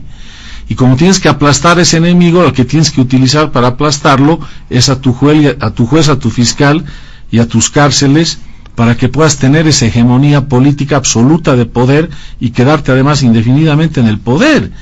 Ese es el meollo, es decir, que los actuales fiscales y jueces en las cúpulas son parte del problema, no de la solución que atraviesa Bolivia, y son parte estructural del problema. Y esto no lo vamos a poder disimular, no lo vamos a poder disfrazar, ¿no? Tratando de hacer ver que no es cuestión de acomodar tantos juzgados en tal localidad o en tal pueblo o en tal ciudad, o hay que tratar de que estos fiscales cambien de especialidad. Puede ser muy bien esas cosas, pero esas cosas no te solucionan el problema de fondo, que es la manzana podrida. Tienes que eliminar la manzana podrida, tienes que sacarla, arrancarla de tu sociedad para que logres tener fiscales y jueces que estén a la altura de una recta y decente administración de justicia. Así de sencillo, eso estamos pidiendo a gritos todos los ciudadanos, incluidos aquellos que han votado por el MAS, porque se dan cuenta que con estos operadores el problema cada día se agrava, no es que mejora, no es que se soluciona. Entonces, este es el punto, y el punto es central porque fíjate que, por ejemplo, tal vez esto Franklin no lo sabe porque, bueno, él no es abogado, que cuando se enjuiciaron a los anteriores magistrados del Tribunal Constitucional, cuando lo enjuiciaron al ex magistrado Cusi y lo destituyeron del cargo porque hubo un fallo que no le gustó al expresidente Evo Morales, de estos magistrados, cambiaron la ley de juzgamiento de estas altas autoridades judiciales. En la ley anterior al juzgamiento del magistrado Cusi, resolvías una sanción de tipo penal en el Parlamento, lo que estaba reclamando Franklin. Hay que juzgarlos y hay que condenarlos. O sea, antes los juzgabas, una cámara acusaba y la otra condenaba o declaraba la absolución. Pero a partir de ese caso, para hacerlo más rápido el procedimiento, dijeron, no, el único efecto de este juicio ahora en el Parlamento es que se vayan de sus cargos, y si renuncian se acaba el proceso en el Parlamento, y después se puede o no iniciar un proceso ante las instancias penales comunes y ordinarias. Esa es la ley que está actualmente vigente. Entonces, si tú haces este juzgamiento y, digamos, tienes la mayoría parlamentaria, que ahora no la tienes, porque obviamente estos magistrados son protegidos por los legisladores del MAS, el efecto que conseguirías es el primer efecto, que salgan de sus cargos, que sean destituidos, y si renuncian ya no tienes que terminar ese procedimiento político parlamentario, y después recién viene el proceso penal propiamente dicho. Pero bueno, al margen de ese detalle que era importante aclararlo, coincidimos en eso plenamente. Los magistrados que han firmado la sentencia 84 y que han sido premiados en cargos directivos en el gobierno, en el servicio exterior, en el régimen de Evo Morales y en este régimen del actual presidente, tienen que ser juzgados y se tiene que determinar su responsabilidad, porque la sentencia 84 ha sido la que ha originado todo el desastre que hemos vivido en el país, todo el desastre de vacío de poder, todo el desastre de bloqueo a la sucesión constitucional, todo el desastre de violencia generalizada, de confrontación, de enfrentamiento entre bolivianos. Si estos magistrados, en vez de la 084, le decían al expresidente Evo Morales, señor presidente, usted ya ha sido 3 veces presidente, violando inclusive la Constitución en su último mandato, porque de acuerdo a la disposición transitoria usted no debería haber sido presidente por 3ª vez, usted no puede ahora querer ser presidente una 4ª vez, porque va contra la Constitución y va contra el Pacto de San José de Costa Rica o la Convención Americana en su artículo 23. Así de sencillo. Esas 3 líneas en una sentencia diferente al 84 hubieran salvado a Bolivia del desastre mayúsculo que hemos vivido. Y no les ha dado la gana de cumplir su misión constitucional. Y no solamente que se han atribuido la función de reemplazar a la Corte Interamericana, sino que han actuado como poder constituyente. Se han mofado de millones de bolivianos cuyo voto en un referéndum que ratificó el 168 y la prohibición de segunda reelección, a estos magistrados, a 7 personas no les ha interesado en absoluto, cuando el dueño del poder constituyente fue convocado formalmente en un proceso de reforma constitucional parcial y dijo que no, con su voto decidió que no, y estos magistrados se mofaron del soberano, no le hicieron caso, usurparon la función constituyente, pero por supuesto pues que han cometido delitos, pero tratar de juzgarlos ahora con los fiscales y con los jueces del MAS, los van a condecorar, los van a premiar, van a decir que el denunciante es el que ha cometido delito, que estos señores han sido los salvadores de la patria, que esa sentencia 84 es una maravilla, y que los que están desquiciados son los de la Corte Interamericana de Derechos Humanos, que no entienden el sentido del artículo 23 de la Convención Americana. Ese es el problema. Por eso tenemos que cambiar pues a los operadores fiscales y judiciales, porque si no, no tiene futuro la democracia boliviana. Eso es lo que está en juego. Muy bien, le agradecemos al doctor Carlos Alarcón. Para finalizar este primer punto, don Franklin Pareja, ¿qué elementos más serían oportunos de resaltar? Adelante. Bueno, uno de los grandes elementos que está en entredicho sistemáticamente en la administración de justicia es precisamente la corrupción. Y la corrupción definida por Robert Klitgaard como el monopolio de las decisiones más la discrecionalidad en las acciones menos rendición de cuentas. O sea, yo decido todo, es mi monopolio. Segundo, actúo como me da la gana, discrecionalidad en las acciones. Y tercero, menos rendición de cuentas, y no rindo cuentas ante nadie. Listo, Klitgaard lo hizo perfecto. Ese es el problema y ese es el lastre de quienes concentran poder, actúan como les da la gana y no rinden cuentas a nadie. Ese circuito perverso que vive el país, repito, no desde ahora, desde que tenemos memoria, desde la fundación de la República, lamentablemente hemos tenido más contravenciones que momentos de lucidez en nuestros administradores de justicia. Cuando yo hacía mención, querido Iván, a lo que dijo Lee Kuan Yew, quiero decirte que este hombre atacó la corrupción de cuajo porque creó una institución precisamente para que todos estos que monopolizan las decisiones y actúan como les da la gana y no rinden cuenta a nadie, perdieron todos sus privilegios e indudablemente es posible que se haya sobregirado de revoluciones, como tú dices, han afectado a los derechos humanos. Sí, eso también lo hace Rodrigo Duterte, eso también lo hace Xi Jinping. Tanto le gusta al gobierno negociar con China. Bueno, en China son tremendos, no hay derechos humanos. Trabajan sin medidas laborales y no es precisamente el modelo a emular, y tenemos grandes inversiones de estos señores aquí. Ni qué decir de Rusia, ¿no? Que Rusia tiene un sistema absolutamente autocrático y totalitario. Entonces, cuando tú quieres ver, digamos, símiles, hay que ver también quiénes son los grandes socios, a quienes se admira y a quienes no se admira. Obviamente que la última línea de defensa del Estado de Derecho es una administración de justicia que trate a todos los bolivianos por igual. Pero cuando tú tienes un sesgo en el tratamiento y cuando estás en desigualdad de condiciones, ninguna acción, ninguna administración, nadie, te estás en una total vulnerabilidad. Está claro de que hay que entrar en un proceso intersectorial.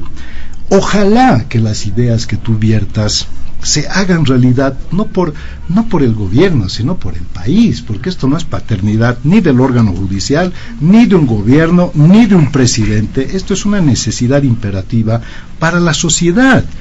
Si tuviéramos realmente un espacio que nos garantice un funcionamiento medianamente razonable, muchas cosas no sucederían. Muchas cosas. Y te repito, no tenían ninguna autoridad de arrogarse el control concentrado de convencionalidad. Inclusive ha sido vergonzoso lo que les ha dicho la Corte Interamericana de Derechos Humanos, porque ahí está, les ha dicho, señores, ¿cuál derecho humano? Porque si eventualmente, Iván, estos jueces de la Corte Interamericana hubieran dicho, después de un análisis sesudo, profundo, caramba, hemos llegado a la conclusión de que realmente es un derecho humano, y limitar es lesivo a los derechos, ¿qué hubiera sucedido? Que todos los países suscribientes de la Organización de Estados Americanos podrían invocar esa opinión consultiva y listo, piedra libre, todos pueden empezar a solicitar la reelección indefinida porque es un derecho humano, es un supraderecho. No es así.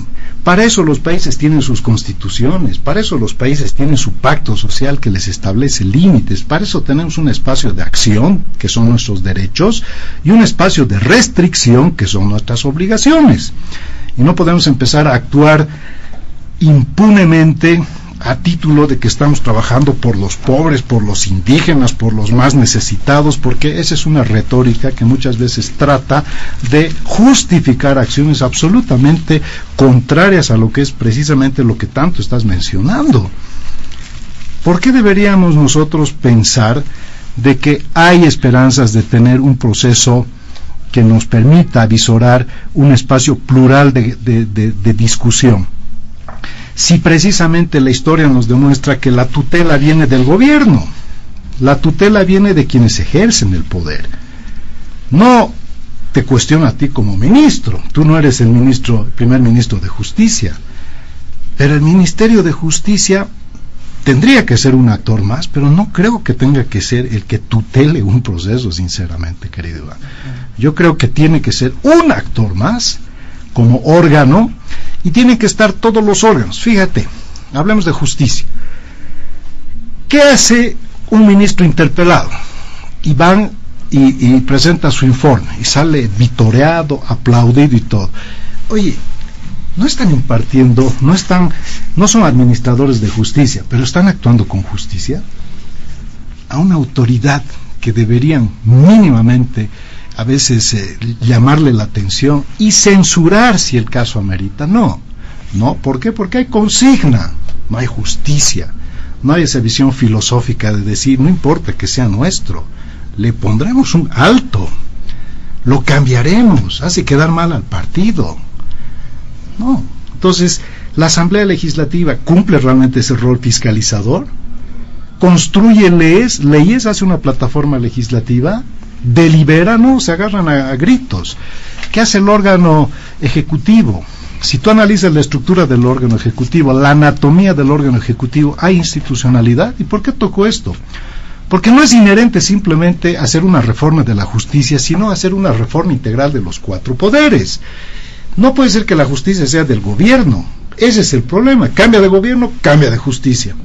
Y en el supuesto golpe digo, Yanine Áñez debería haber destituido a todos esos magistrados del Tribunal Constitucional, debería haberlo destituido a la Anchipa, debería haber destituido jueces, fiscales, todo ha permanecido intacto.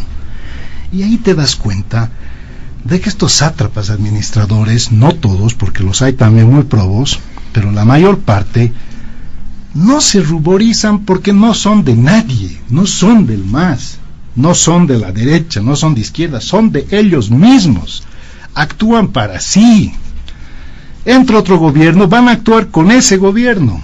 Va a entrar un gobierno de centro, van a actuar con ese y van a seguir si las cosas siguen así. Por eso hay que romper ese vínculo perverso de política, administración de justicia. Pero no significa, y en eso estoy de acuerdo contigo porque te he escuchado, que esto es piedra libre, que nadie los va a fiscalizar. No, pues. Para eso precisamente tiene que haber altos estándares y no solamente buscar el hecho de que sean independientes, cuidado de los independientes y sea peor, tienen que ser probos, tienen que estar asociados a la virtud y tienen que ganar bien. Otro gran problema en este país es que ganar bien está mal visto y ganar poco es ser un revolucionario, ¿no? Todo lo contrario, tenemos que tener una justicia muy bien pagada Y no solamente una justicia, deberíamos tener una administración, una burocracia estatal bien pagada, donde estén los mejores bolivianos que sirvan al país y que no le sirvan un partido de turno. En Chile, cuando cambia el gobierno, 18% de la burocracia estatal es cambiada, en el Uruguay 14%, en Bolivia 90%, entonces cada gobierno que entra es refundacional, perdemos dinero, expertise, no valoramos a nuestro propio recurso humano. Y entonces incidimos en la institucionalidad. Gracias, José Luis. Muy bien, le agradecemos también a don Franklin Pareja. Vamos a ingresar de lleno al segundo punto de diálogo en Panamericana. Este tiene que ver con algunos criterios sobre recientes casos de juicios de responsabilidades que han sido considerados, tratados por la Comisión Mixta de Justicia Plural. Ya está en la cancha, dice, del Pleno de la Asamblea Legislativa Plurinacional para viabilizar estos juicios de responsabilidades por 2/3 de voto, o en su caso desecharlos si es que no se llega precisamente a este número. Hay incluso, se dijo que son alrededor de 20 juicios de responsabilidades, pero lo que ha llamado la atención en los últimos días ha sido fundamentalmente el caso Equivorax, que involucra al expresidente Carlos Mesa. ¿Qué nos puede mencionar frente a este segundo punto, ministro Iván Lima? José Luis, a título informativo, lo que está pasando, daré el contexto, es que tenemos en este momento en la Asamblea Legislativa represados, retenidos, más de 20 juicios, 21 juicios, que vienen algunos de antes del 2006, son algunos del 2005, 2004, porque en la anterior Constitución se tenía privilegio constitucional de este antejuicio por parte de los prefectos, incluso de los alcaldes, de los ministros de Estado, y por eso motivo estos juicios que estaban ahí sin poder pasar al órgano judicial durante 14 años del gobierno del MAS e incluso antes, no habían seguido el curso que define nuestra Constitución, la anterior y la actual, que debe haber una autorización de 2/3 de votos de la Asamblea. No son casos que se hayan presentado el día de hoy, son casos que vienen de mucho tiempo atrás. Te hablo de más de 15 años, y el último, este último grupo de casos, Fondecif, Equivorax y el de la Calancha, eran los últimos que estaban entrando al tratamiento legislativo. Luego de esos juicios, que son 21, vienen los 4 juicios de Yanine Áñez.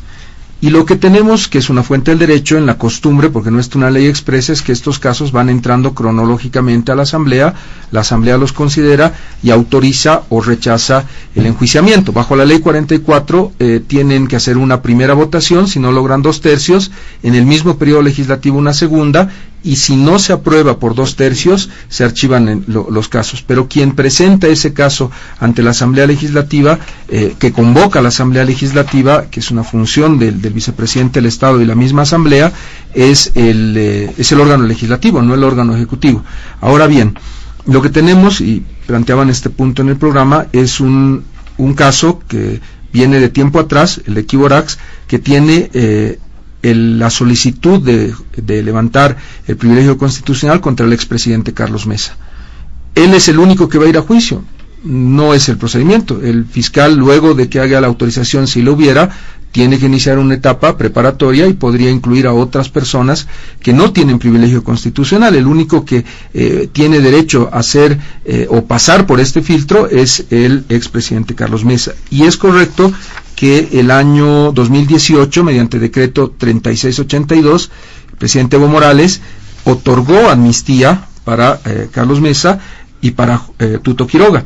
En el caso de Tuto Quiroga, él se acogió a la amnistía y ya no está más en el juicio Petrocontratos. En el caso de Carlos Mesa, él no se acogió a la amnistía. El trámite era muy sencillo. Decía que la solicitud de amnistía, ya otorgada a los expresidentes, pueda ser presentada junto a la libreta, a la cédula de identidad, del pasaporte, a la autoridad competente, quien resolverá la procedencia de la solicitud mediante resolución de amnistía en un plazo de 3 días hábiles computables a partir de la recepción.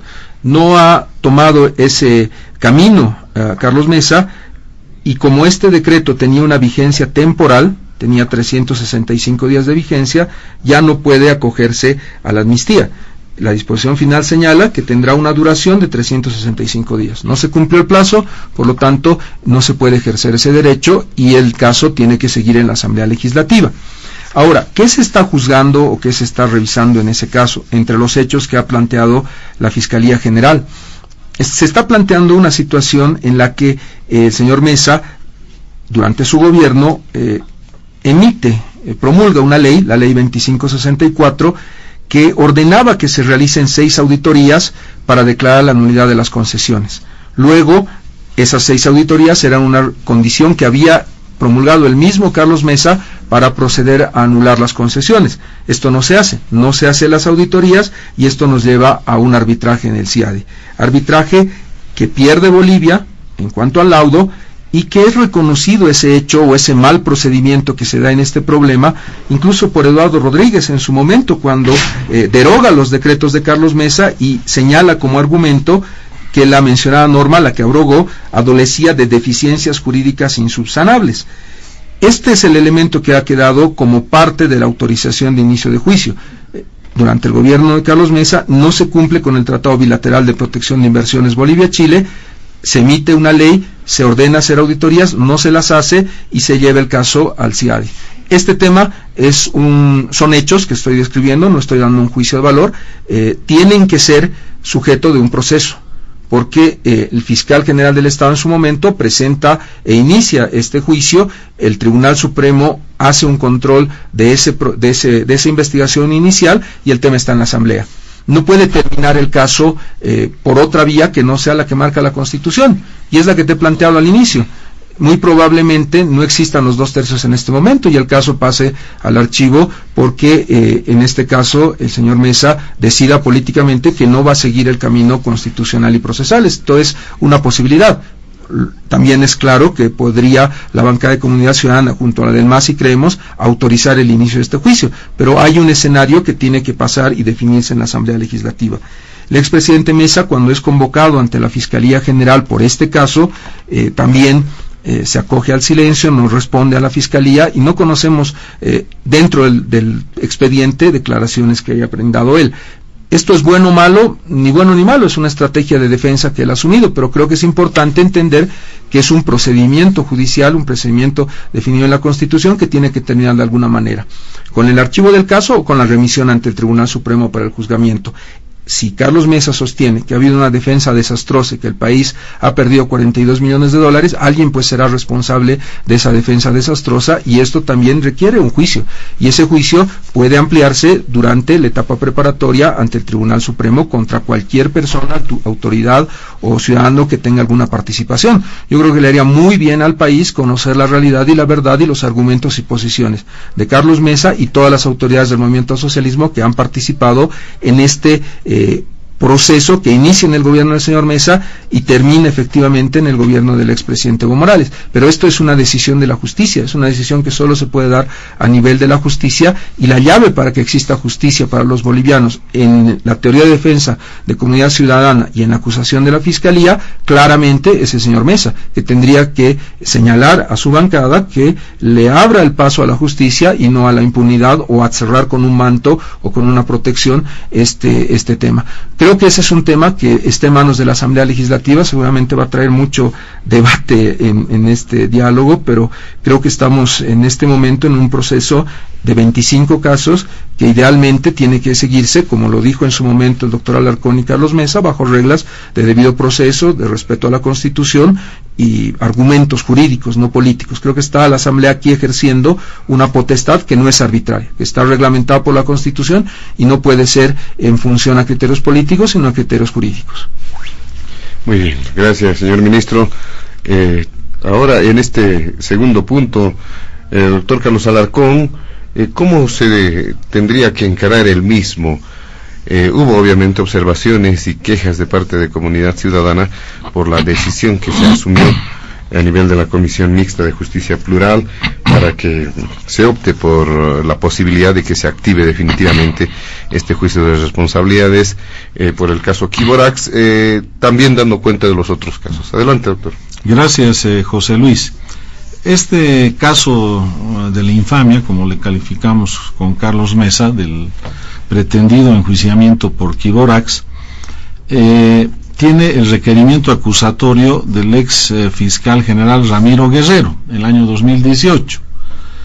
Y el premio que le dan a Ramiro Guerrero por haber hecho este requerimiento contra Carlos Mesa el 2 de febrero del 2019, aquí tengo la publicación del Deber, ex fiscal Ramiro Guerrero es designado cónsul en Chile. O sea, imagínate, el fiscal que está formulando requerimiento acusatorio contra Carlos Mesa, se lo nombra poco tiempo después, a los pocos meses, empleado del gobierno en el servicio exterior en Chile.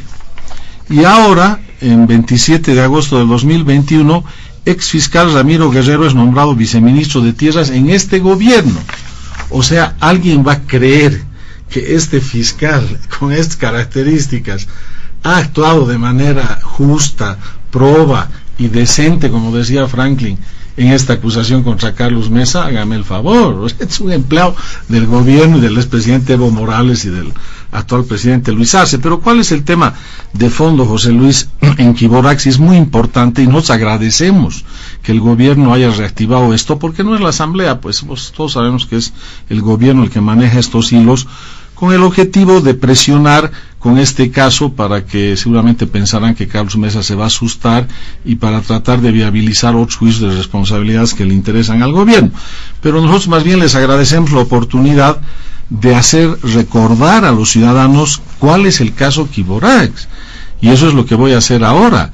El caso Quiborax se trata de que gobiernos anteriores a Carlos Mesa, que eso sí deberían estar en el banquillo los acusados, le dieron concesiones a una empresa con capital extranjero chileno, le dieron concesiones para explotar ulexita en el Salar de Uyuni. Esta empresa no invirtió ni siquiera $1 millón para hacer esta explotación, y las ganancias que sacaba a cambio de llevar todo ese mineral al exterior, a Chile, eran ganancias suculentas frente a la mínima inversión que hizo. Pero más grave todavía, en el gobierno de Carlos Mesa se determinamos de que había evasión arancelaria de aranceles aduaneros y evasión tributaria.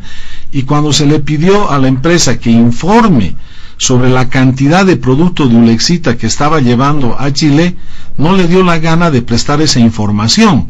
Entonces Carlos Mesa lo que hizo fue nacionalizar el Salar de Uyuni, amplió la superficie de reserva fiscal del salar y dispuso con su decreto la anulación de las concesiones y la expulsión de la empresa pirata, como la llamamos.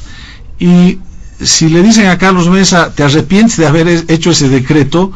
¿Consideras que ese decreto es un delito de tu parte? Carlos Mesa dice, lo hubiera hecho 10, 20 y 100 veces el mismo decreto, y no me arrepiento en absoluto, porque este era un atentado contra la soberanía del país, un atentado contra el patrimonio de Bolivia, y era el abuso más grande que estaba cometiendo una empresa con capital chileno contra los intereses más importantes de Bolivia.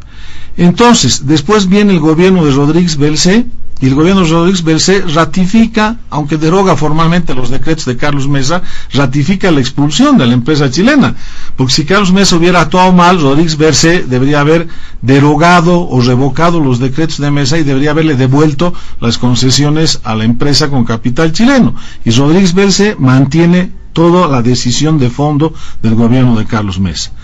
Y ahí viene el gobierno del expresidente Evo Morales. Esta empresa fragó de manera delictiva, con falsificación de documentos, actas de composición del capital accionario para poder entablar fraudulentamente este arbitraje internacional contra Bolivia. Y el personero que fue sometido a este proceso penal reconoció en un procedimiento simplificado que había fraguado esas actas constitutivas del capital accionario, sin lo cual no se hubiera podido llevar adelante el arbitraje contra Bolivia. Y pese a haber tenido ese elemento elemental y básico para que ni siquiera se hubiera podido llevar adelante este arbitraje, en ese momento el ministro de Justicia y también procurador, Héctor Arce Saconeta, actual embajador en la OEA, después el procurador Menacho, y termina de actuar el exministro de Minería de Evo Morales, César Navarro, en lugar de ponerse firmes y de decir este es un arbitraje internacional fraudulento sobre una base de delito, hacen una pésima defensa en el arbitraje de los intereses de Bolivia y este proceso arbitral, en lugar de extinguirse de inicio, de entrada, continúa en su avance hasta llegar a un laudo definitivo. ¿Qué ocurre en el interín antes del laudo? Ocurre que la empresa empieza a hacer negociaciones con la cúpula del gobierno del entonces presidente Evo Morales, y le dice a esta empresa pirata: señores, yo con 1.8 millones de dólares estaría feliz y contento, y todos brindamos con champán si llegamos a ese acuerdo, a ese entendimiento. Y resulta que por razones accidentales, poco claras, porque esta información la tenían guardada bajo 7 llaves, y si no eran los medios de comunicación como El Deber y otros periódicos, nunca se hubiera sabido la realidad de esto, esa negociación no prosperó, no fue adelante. Entonces continúa el proceso arbitral y se genera otra negociación, donde la empresa le dice: no, ahora ya mi tarifa es más alta de indemnización, ya no es 1.8 millones, ahora son 3 millones de dólares, si ustedes me dan 3 millones de dólares, entonces terminamos este juicio y cada uno se va feliz a su casa. Resulta que por igual razones bastante oscuras, inexplicables, no se concreta este acuerdo por los 3 millones de dólares, ¿no? Repito, de una empresa que no invirtió ni siquiera 1 millón. Y aquí viene el elemento central de la criminalidad que ha habido en ese gobierno con relación a este tema. Vienen, después de esa segunda negociación fallida, vienen los abogados chilenos de esta empresa pirata que estaba demandando al Estado boliviano, y se instalan en la Procuraduría del Estado boliviana como Pedro en su casa, y empiezan a trabajar documentos conjuntamente con las autoridades de la Procuraduría, y la ex subprocuradora, la señora Carmiña Llorenti, les filtra información reservada y clasificada del Estado para beneficiar al demandante, que era esta empresa que estaba demandando a Bolivia en este arbitraje internacional. Y redactan documentos conjuntamente entre los abogados de la parte contraria con los abogados de la Procuraduría de desistimiento de los juicios penales por la falsificación y por los delitos que había hecho esta empresa para fraguar este arbitraje internacional contra Bolivia. Entonces ahí nosotros decimos: no, pues ya no es esto una casualidad, o sea, no es solamente una mala defensa, una inexperiencia del procurador Arce Saconeta y después del procurador Menacho, no, acá ya hay pues una connivencia, o sea, aquí le han visto el negocio, como se dice. Entonces cuando le han visto el negocio, dijeron: no, pues ¿para qué vamos a pagar 3 millones de dólares y con eso nos ahorramos más plata? Que siga nomás esto adelante, que se llegue al laudo arbitral y la cifra va a subir. Y como que subió la cifra de 3 millones a 42.6 millones de dólares. Y lo primero que hace el gobierno de Evo Morales con su ministro de Minería en ese entonces es pagar rápidamente los 42.6 millones de dólares, humillándose ante la empresa pirata, porque desiste de las acciones penales que la autoridad de empresas y el Ministerio Público le abrió a los accionistas de esta empresa por sus actos delincuenciales para tramar y fraguar este arbitraje. Y agarran y le pagan. Entonces nosotros decimos, lo que debería haber hecho el gobierno de Evo Morales, pues, en lugar de estarle culpando a Carlos Mesa de un acto patriótico y nacionalizador, era haberla demandado a la empresa pirata, primero por haber hecho inversiones mínimas, que son prácticamente inversiones fantasmas inexistentes, menos de $1 millón. Segundo, por haber obtenido suculentas ganancias de la explotación de la ulexita con esa inversión mínima que era una vergüenza y una burla para Bolivia. Y tercero, cuando estaban exportando el mineral, inclusive con declaración de volúmenes menores para pagar fraudulentamente menos aranceles aduaneros y menos impuestos. Entonces Bolivia le debería haber demandado, Bolivia le debería haber sacado los 42.6 millones a la empresa y no a la inversa. Entonces Carlos Mesa dice, por favor, si me quieren juzgar por esto, pero o sea, nos dan la oportunidad de oro para que el país conozca cómo se hacían estos negociados en el régimen de Evo Morales. Esta es una infamia contra Bolivia, es una barbaridad. O sea que al nacionalizador, al patriota, al que amplía la reserva fiscal, al que la expulsa y le revoca las concesiones a una empresa que con una inversión irrisoria, ridícula, a él lo quieren juzgar y lo quieren condenar. Y a los que han confabulado y se han conchavado para quitarle 42.6 millones de dólares al Estado, feliz y contentos. Uno ahora es embajador de este gobierno ante la OEA para irle a reñir todos los días a Almagro, ¿no? El otro, el que hace el requerimiento acusatorio, ahora es viceministro de Tierras, y antes Evo Morales, de premio por ese requerimiento contra Mesa, lo nombró cónsul general en Chile. O sea, ese es el estado que tiene de situación que tienen que conocer los ciudadanos. Entonces, por supuesto, pues que este es un tema totalmente injusto contra Carlos Mesa, porque Carlos Mesa, como presidente que protege los intereses nacionales del país, ha actuado correctamente y lo volvería a hacer. Muy bien, gracias, doctor Carlos Alarcón. ¿Qué dice usted, don Franklin Pareja, en este segundo punto del programa? Bueno, yo recuerdo que este caso específicamente tuvo una serie de incongruencias en su momento, y quizás en un momento en el cual políticamente se quiso dar una señal de distensión, salió este decreto que amnistiaba tanto a Jorge Quiroga como a Carlos Mesa.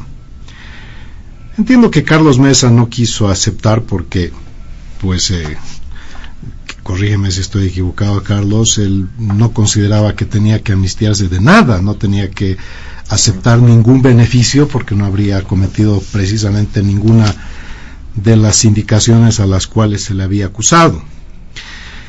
Pero el trasfondo, ¿cuál tendría o cuál podría ser? Estamos en un momento en el cual Comunidad Ciudadana tiene la llave para poder viabilizar cualquier juicio de responsabilidades a quienes les corresponde y a las autoridades que están bajo este fuero, expresidentes, eventualmente magistrados, en fin. Y como el tema en cuestión es viabilizar el juicio de responsabilidades a la señora Yanine Áñez, es muy sintomático y casi existe una correlación muy casi evidente, casi obvia, de que se está tratando de empujar a Carlos Mesa para que en una acción de acuerdo político pues se disipa este juicio de responsabilidades, o simplemente se hace un acuerdo. ¿Por qué? Porque, como dice Iván, es verdad, Comunidad Ciudadana tendría que dar su anuencia para que se produzcan los 2/3 y procede el juicio de responsabilidades a Carlos Mesa en su condición de expresidente. Entiendo que Comunidad Ciudadana no estaría dispuesto a hacer eso y por lo tanto esto tendría que quedar ahí. Pero también Comunidad Ciudadana sostiene de que hay que hacerle un juicio de responsabilidades a el señor Evo Morales.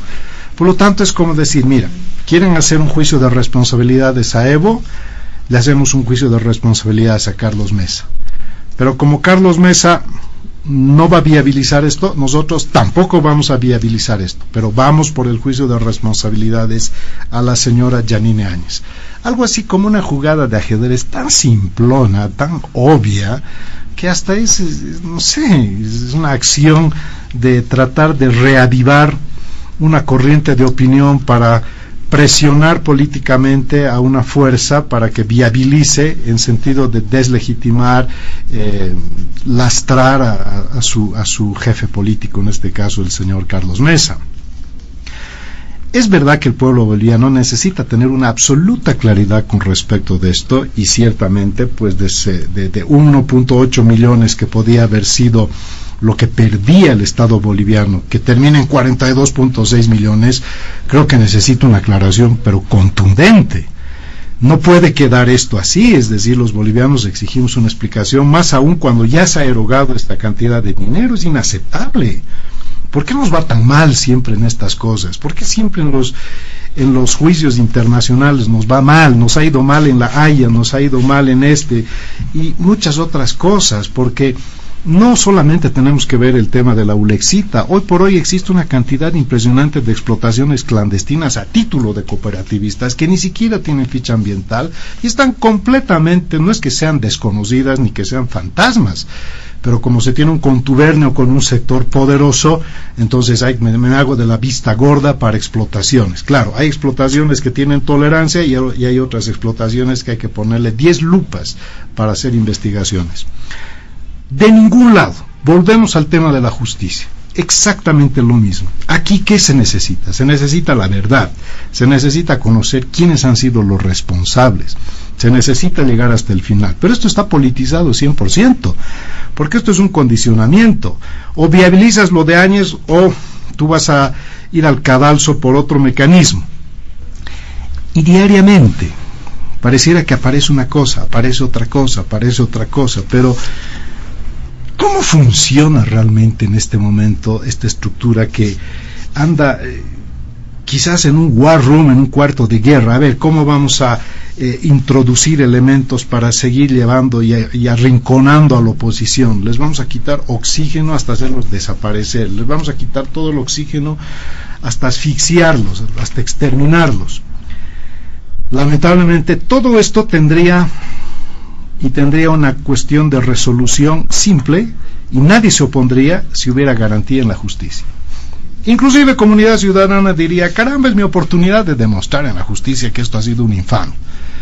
Pero sabe que si viabiliza esto, ¿dónde van a ir a parar a los estrados judiciales que no tienen pues el mínimo estándar razonable de imparcialidad, de probidad? Es casi un suicidio hoy por hoy viabilizar cualquier situación para caer en las manos de la actual administración de justicia, que repito, no es de nadie, no es una justicia que está comprometida con la revolución, con el proceso de cambio, no es una justicia al servicio de la derecha, no, son administradores que están ahí para hacer su vida, para enriquecerse, como dijo una vez la señora Teresa Morales, funcionan en función de sus intereses, de sus bolsillos, no del interés nacional.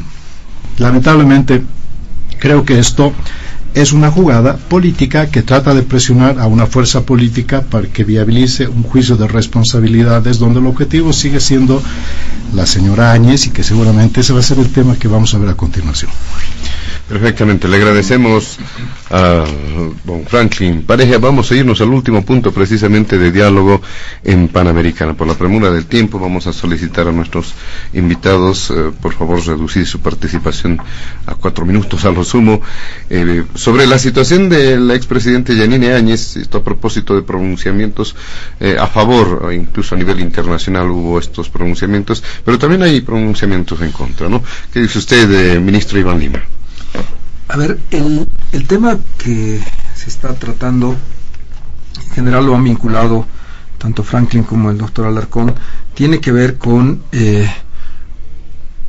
la discrecionalidad que tendría la Asamblea para tratar un juicio de responsabilidades o no. Yo no creo que sea discrecional la decisión.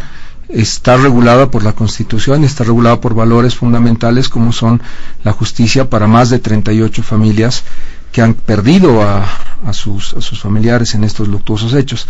Veo que acá tenemos que entender bien el rol que juega cada uno de los órganos del Estado. En el caso de la detención preventiva de cualquier ciudadano, esta decisión no la toma ni el Ejecutivo ni el Legislativo, la toma el órgano judicial, la toman jueces cautelares. Y en este caso en concreto hay 2 jueces cautelares, 2 juzgados de la Ciudad de La Paz, que han dispuesto la detención preventiva. La manera de revertir una decisión tomada por la justicia es pedir la cesación o pedir la modificación de las medidas impuestas. Ese es un tema que marca debido proceso. No podríamos intervenir o tomar una decisión desde el órgano ejecutivo cuando este es un tema del órgano judicial. La situación de salud que pueda haber para cualquiera de los 18,000 privados de libertad es responsabilidad del gobierno nacional a través del Ministerio de Gobierno y la Dirección de Régimen Penitenciario. Concurre en esto el tema del Ministerio de Salud, pero no se trata de un tema judicial, se trata de un tema que tiene ese ámbito competencial. Quien determina detención preventiva o medidas alternativas es el órgano judicial, y quien determina y cuida la salud de cualquier privado de libertad es la Dirección Nacional de Régimen Penitenciario. Llevar el debate a otros escenarios que no son los que marca el procedimiento es un exceso, o al menos un camino mal llevado. No vamos a encontrar una solución en esa perspectiva. Yo te diría que la única vía que legal, procesalmente está llevándose bien, es la de la medida cautelar que se le ha solicitado a la Comisión Interamericana de Derechos Humanos. La hija de la señora Áñez, en representación de su madre, ha hecho una solicitud. Existen procedimientos que señala la Comisión para tomar una definición. Han corrido traslado al Gobierno Nacional, el Procurador General del Estado responderá reuniendo toda la información que se tiene y un grupo, los 7 comisionados, tomará una decisión. Yo en este punto creo que así marcan las reglas del Estado de Derecho. Ningún juez en Bolivia, ningún fiscal ha considerado los argumentos como válidos y ahora estamos llevando esto a la esfera internacional. No queda mucho tiempo. Una vez que Bolivia responda, va a haber una decisión de la Comisión.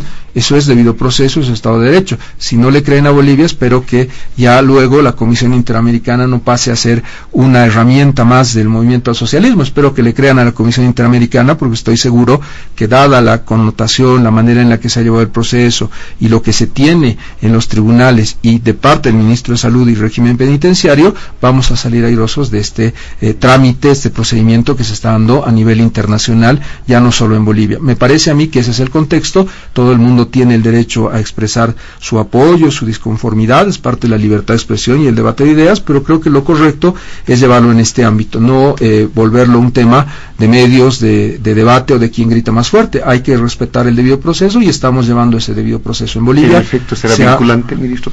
La Comisión Interamericana tiene un ámbito competencial muy claro. Bolivia es un Estado que respeta sus compromisos internacionales y definitivamente lo que diga la Comisión Interamericana usualmente no es imperativo, nos va a hacer una recomendación para que llevemos adelante ante el órgano competente la voz de la Comisión. Por eso te reitero, nosotros siempre somos respetuosos del orden internacional y los acuerdos que firma el país. Muy bien, muchas gracias, señor ministro. ¿Qué dice usted, doctor Alarcón, tomando en cuenta lo que se ha mencionado también?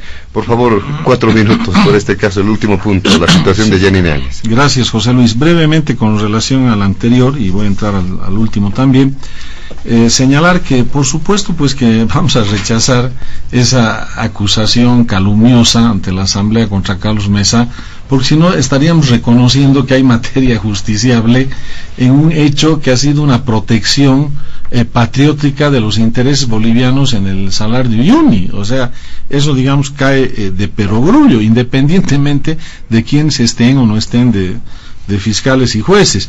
En el concepto general de la amnistía, yo discrepo con el ministro de Justicia, porque la amnistía es un instituto constitucional que no puedes hacerlo con la mano y borrarlo con el codo. O sea, es un instituto que no depende de ninguna condición administrativa. Los legisladores de la anterior legislatura lo aprobaron por más de 2/3 del MAS, y ahora, hechos del MAS, agarran y contradicen esa anterior aprobación y la desconocen.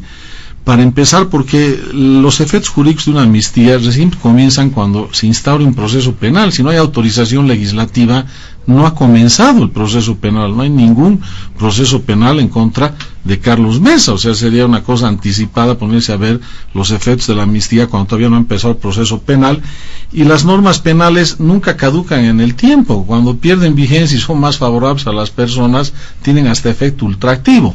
Pero al margen de esa discusión conceptual, el tema de fondo es que Carlos Mesa, como dice Franklin, develó de que en realidad esa amnistía que aparentemente favorecía a Carlos Mesa era para favorecer a Evo Morales y a los que hicieron y a los que esquilmaron estos 42.6 millones de dólares de su gobierno. O sea, era una autoamnistía para ellos disfrazada como una amnistía para Carlos Mesa, porque querían en ese momento que ya no se siga hablando más de este escándalo, que fue un escándalo nacional. Con relación al requerimiento acusatorio, en el caso de Sacaba y Sencata, hemos encontrado ya que hay un gravísimo problema, José Luis, en este requerimiento acusatorio, donde, fíjate, el fiscal masista, porque no es como dice Franklin, que son de todos y de nadie. El ejemplo de Guerrero que he dado, el ejemplo de Flores, ¿no?, el ejemplo de Lanchipa, o sea, es a las claras. Probablemente han pertenecido a 2 gobiernos, pero que pertenecen al gobierno de turno es clarísimo. Y este fiscal Lanchipa, en este requerimiento, en la parte de fundamentos jurídicos de la resolución, no cuando está relatando descriptivamente la denuncia, sino cuando habla de los fundamentos jurídicos, mete el tema del golpe de Estado. o sea, contamina este proceso que tiene que ver con la defensa de los derechos humanos y violaciones a los derechos humanos con un elemento político que lo desnaturaliza completamente al caso, porque lo que están queriendo tramposamente con este proceso no es hacer justicia para las víctimas de Sacaba y Sencata y sus familiares. Están queriendo manipular y utilizar este caso para lavar la imagen de Evo Morales, para mandar al tacho la gesta heroica de la defensa del 21 de febrero, de los 21 días de protesta ciudadana contra el autoritarismo, contra la autocracia, la reelección indefinida y contra el fraude electoral del año 2019.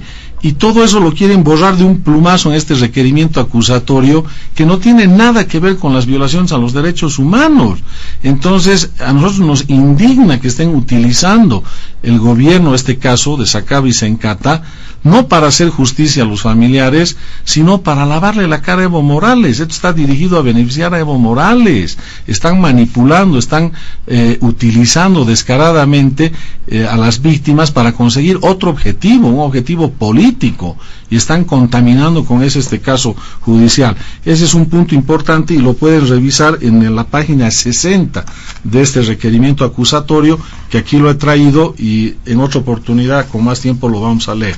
Con relación al tema de la señora Áñez, voy a leer la recomendación 18, no es solo conclusión en la lógica del ministro Lima, que dice: asegurar el respeto estricto de los derechos de las personas privadas de libertad en el sistema carcelario y penitenciario, eliminando prácticas abusivas referidas, entre otras, a la alimentación, la habitación, la salud y el régimen de visitas.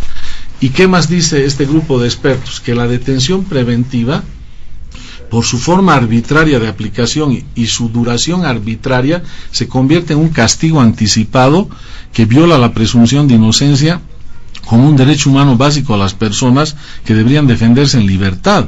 Entonces acá, al margen de las responsabilidades que esta señora expresidenta y su gobierno hubieran podido tener en diferentes temas de derechos humanos y de corrupción, lo que están haciendo es tratos crueles, inhumanos y degradantes, porque no le permiten atender adecuadamente su salud en un centro hospitalario.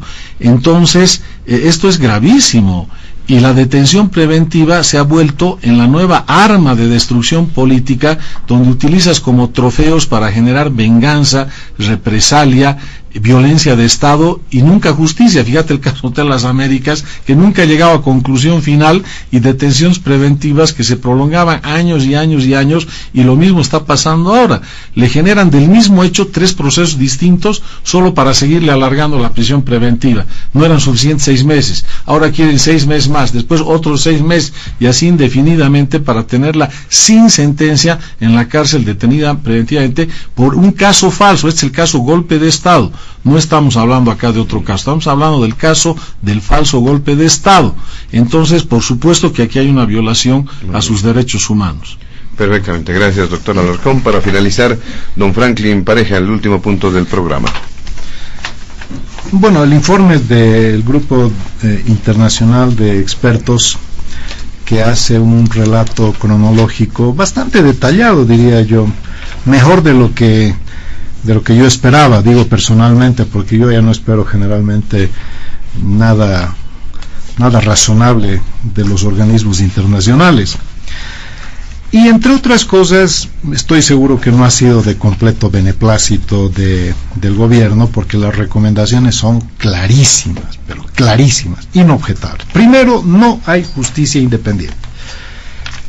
Iván nos dice que eso no tiene nada que ver el gobierno, que eso está en manos de la justicia. Bueno, el informe del GI nos dice con claridad que no hay, pues, ¿no? Entonces, cuando tú escuchas la retórica de las autoridades del gobierno, no es precisamente una retórica en sentido de que por lo menos haya estándares de que pretendan precautelar o disimular que no se quiere tratar tan inhumana y cruelmente a esta señora. Yo creo que los bolivianos no estamos en procura de decir excúlpenla, declárenla inocente, no va por ahí. Todos estamos obviamente en la línea de que se tienen que esclarecer todos los casos, todos, no solamente Sacaba y Sencata, pero dejen pues que se defienda en libertad. ¿Qué es lo que temen? ¿Que se escape? O sea, eso denotaría pues una absoluta incapacidad, en este caso del Ministerio de Gobierno, que no podría ni siquiera custodiar a una señora que no puede ni pararse. Yo creo que es un trato indigno, que habla muy mal del país, habla muy mal de nuestro gobierno. No sé por qué realmente están en esta lógica de querer sentar la mano, mandar un mensaje de escarmiento a todo el mundo, decir aquí hubo un golpe de Estado y no se animen a futuro a contradecirnos. Yo creo que se están equivocando. Pero no se están equivocando solamente en esa lógica, sino que desde fuera todos los informes, opiniones vienen negativas. Viene la OEA y les dice, señores, ha habido un fraude, o sea, no nos manden su informe de los académicos de Salamanca, porque no reúne las mínimas condiciones. Pero es increíble, ¿no? Fíjate, es increíble, porque dicen primero, no es una auditoría lo que ha hecho la OEA, pero sin embargo dan por válido un informito que viene del grupo de académicos de Salamanca. O sea, con ese informe, que no reúne los mínimos estándares, dan por cerrado un caso fraude, cerrado, ¿no? Pero el fiscal lo ha hecho. Y en cambio, con el informe de la OEA, que es de integridad electoral, buscan el eufemismo. No dice en ninguna parte auditoría, buscan, o sea, realmente pareciera que es un insulto a la inteligencia, ¿no? No dice auditoría, pero te está diciendo, pues, que ha sido perforado el sistema informático. Lo propio, viene la opinión consultiva de la Corte Interamericana. Les he dicho, señores, no era un derecho humano, por lo tanto, el candidato vuestro no era constitucional, y eso ha detonado todo este despelote. Viene el GEI y les dice, señores, ha habido problemas en el anterior gobierno y en el gobierno de transición. La Unión Europea saca también su pronunciamiento, y es bien difícil que la Unión Europea se manifieste, porque no es pues una persona, son muchos países, son 27. Entonces tienen que llegar a un acuerdo muy complejo, pero les ha dicho, bajo el liderazgo de la Iglesia, reconociendo implícitamente el informe de la Iglesia, nosotros no hemos sido contributivos a ningún afán sedicioso, sino más bien a un afán pacificador. Todo lo que viene de fuera no sale como quieren. Por lo tanto, ¿dónde está el problema? En la administración de justicia boliviana. Ahí está. Hemos empezado con el tema de que esta administración de justicia no vale nada. Y por eso en el país seguimos así, porque de A a Z todo lo que hace nuestra administración de justicia está puesto en entredicho. Y desde fuera, como no manejan las instituciones de fuera, no llegan los informes como quieren y no escuchan lo que quieren. Es una pena, pero creo que es el gran desafío, que bien que esté sentado con nosotros el abogado y además ministro de Justicia, porque este es un tema que si realmente logras, querido Iván, dar un avance en este tema, el país te lo va a agradecer. Creo que Bolivia necesita justicia teniendo una buena administración de justicia. Muchas gracias, Panamericana.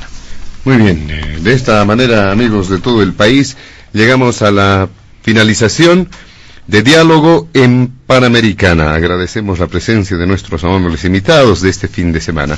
Al ministro de Justicia, Iván Lima, al jefe de bancada de Comunidad Ciudadana en la Cámara de Diputados, Carlos Alarcón, y también al politólogo Franklin Pareja.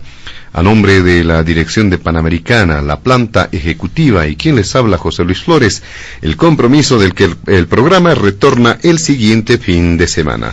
Permiso. Diálogo en Panamericana.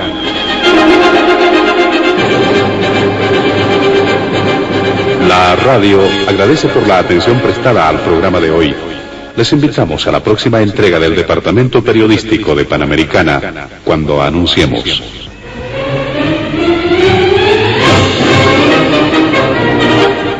Diálogo en Panamericana.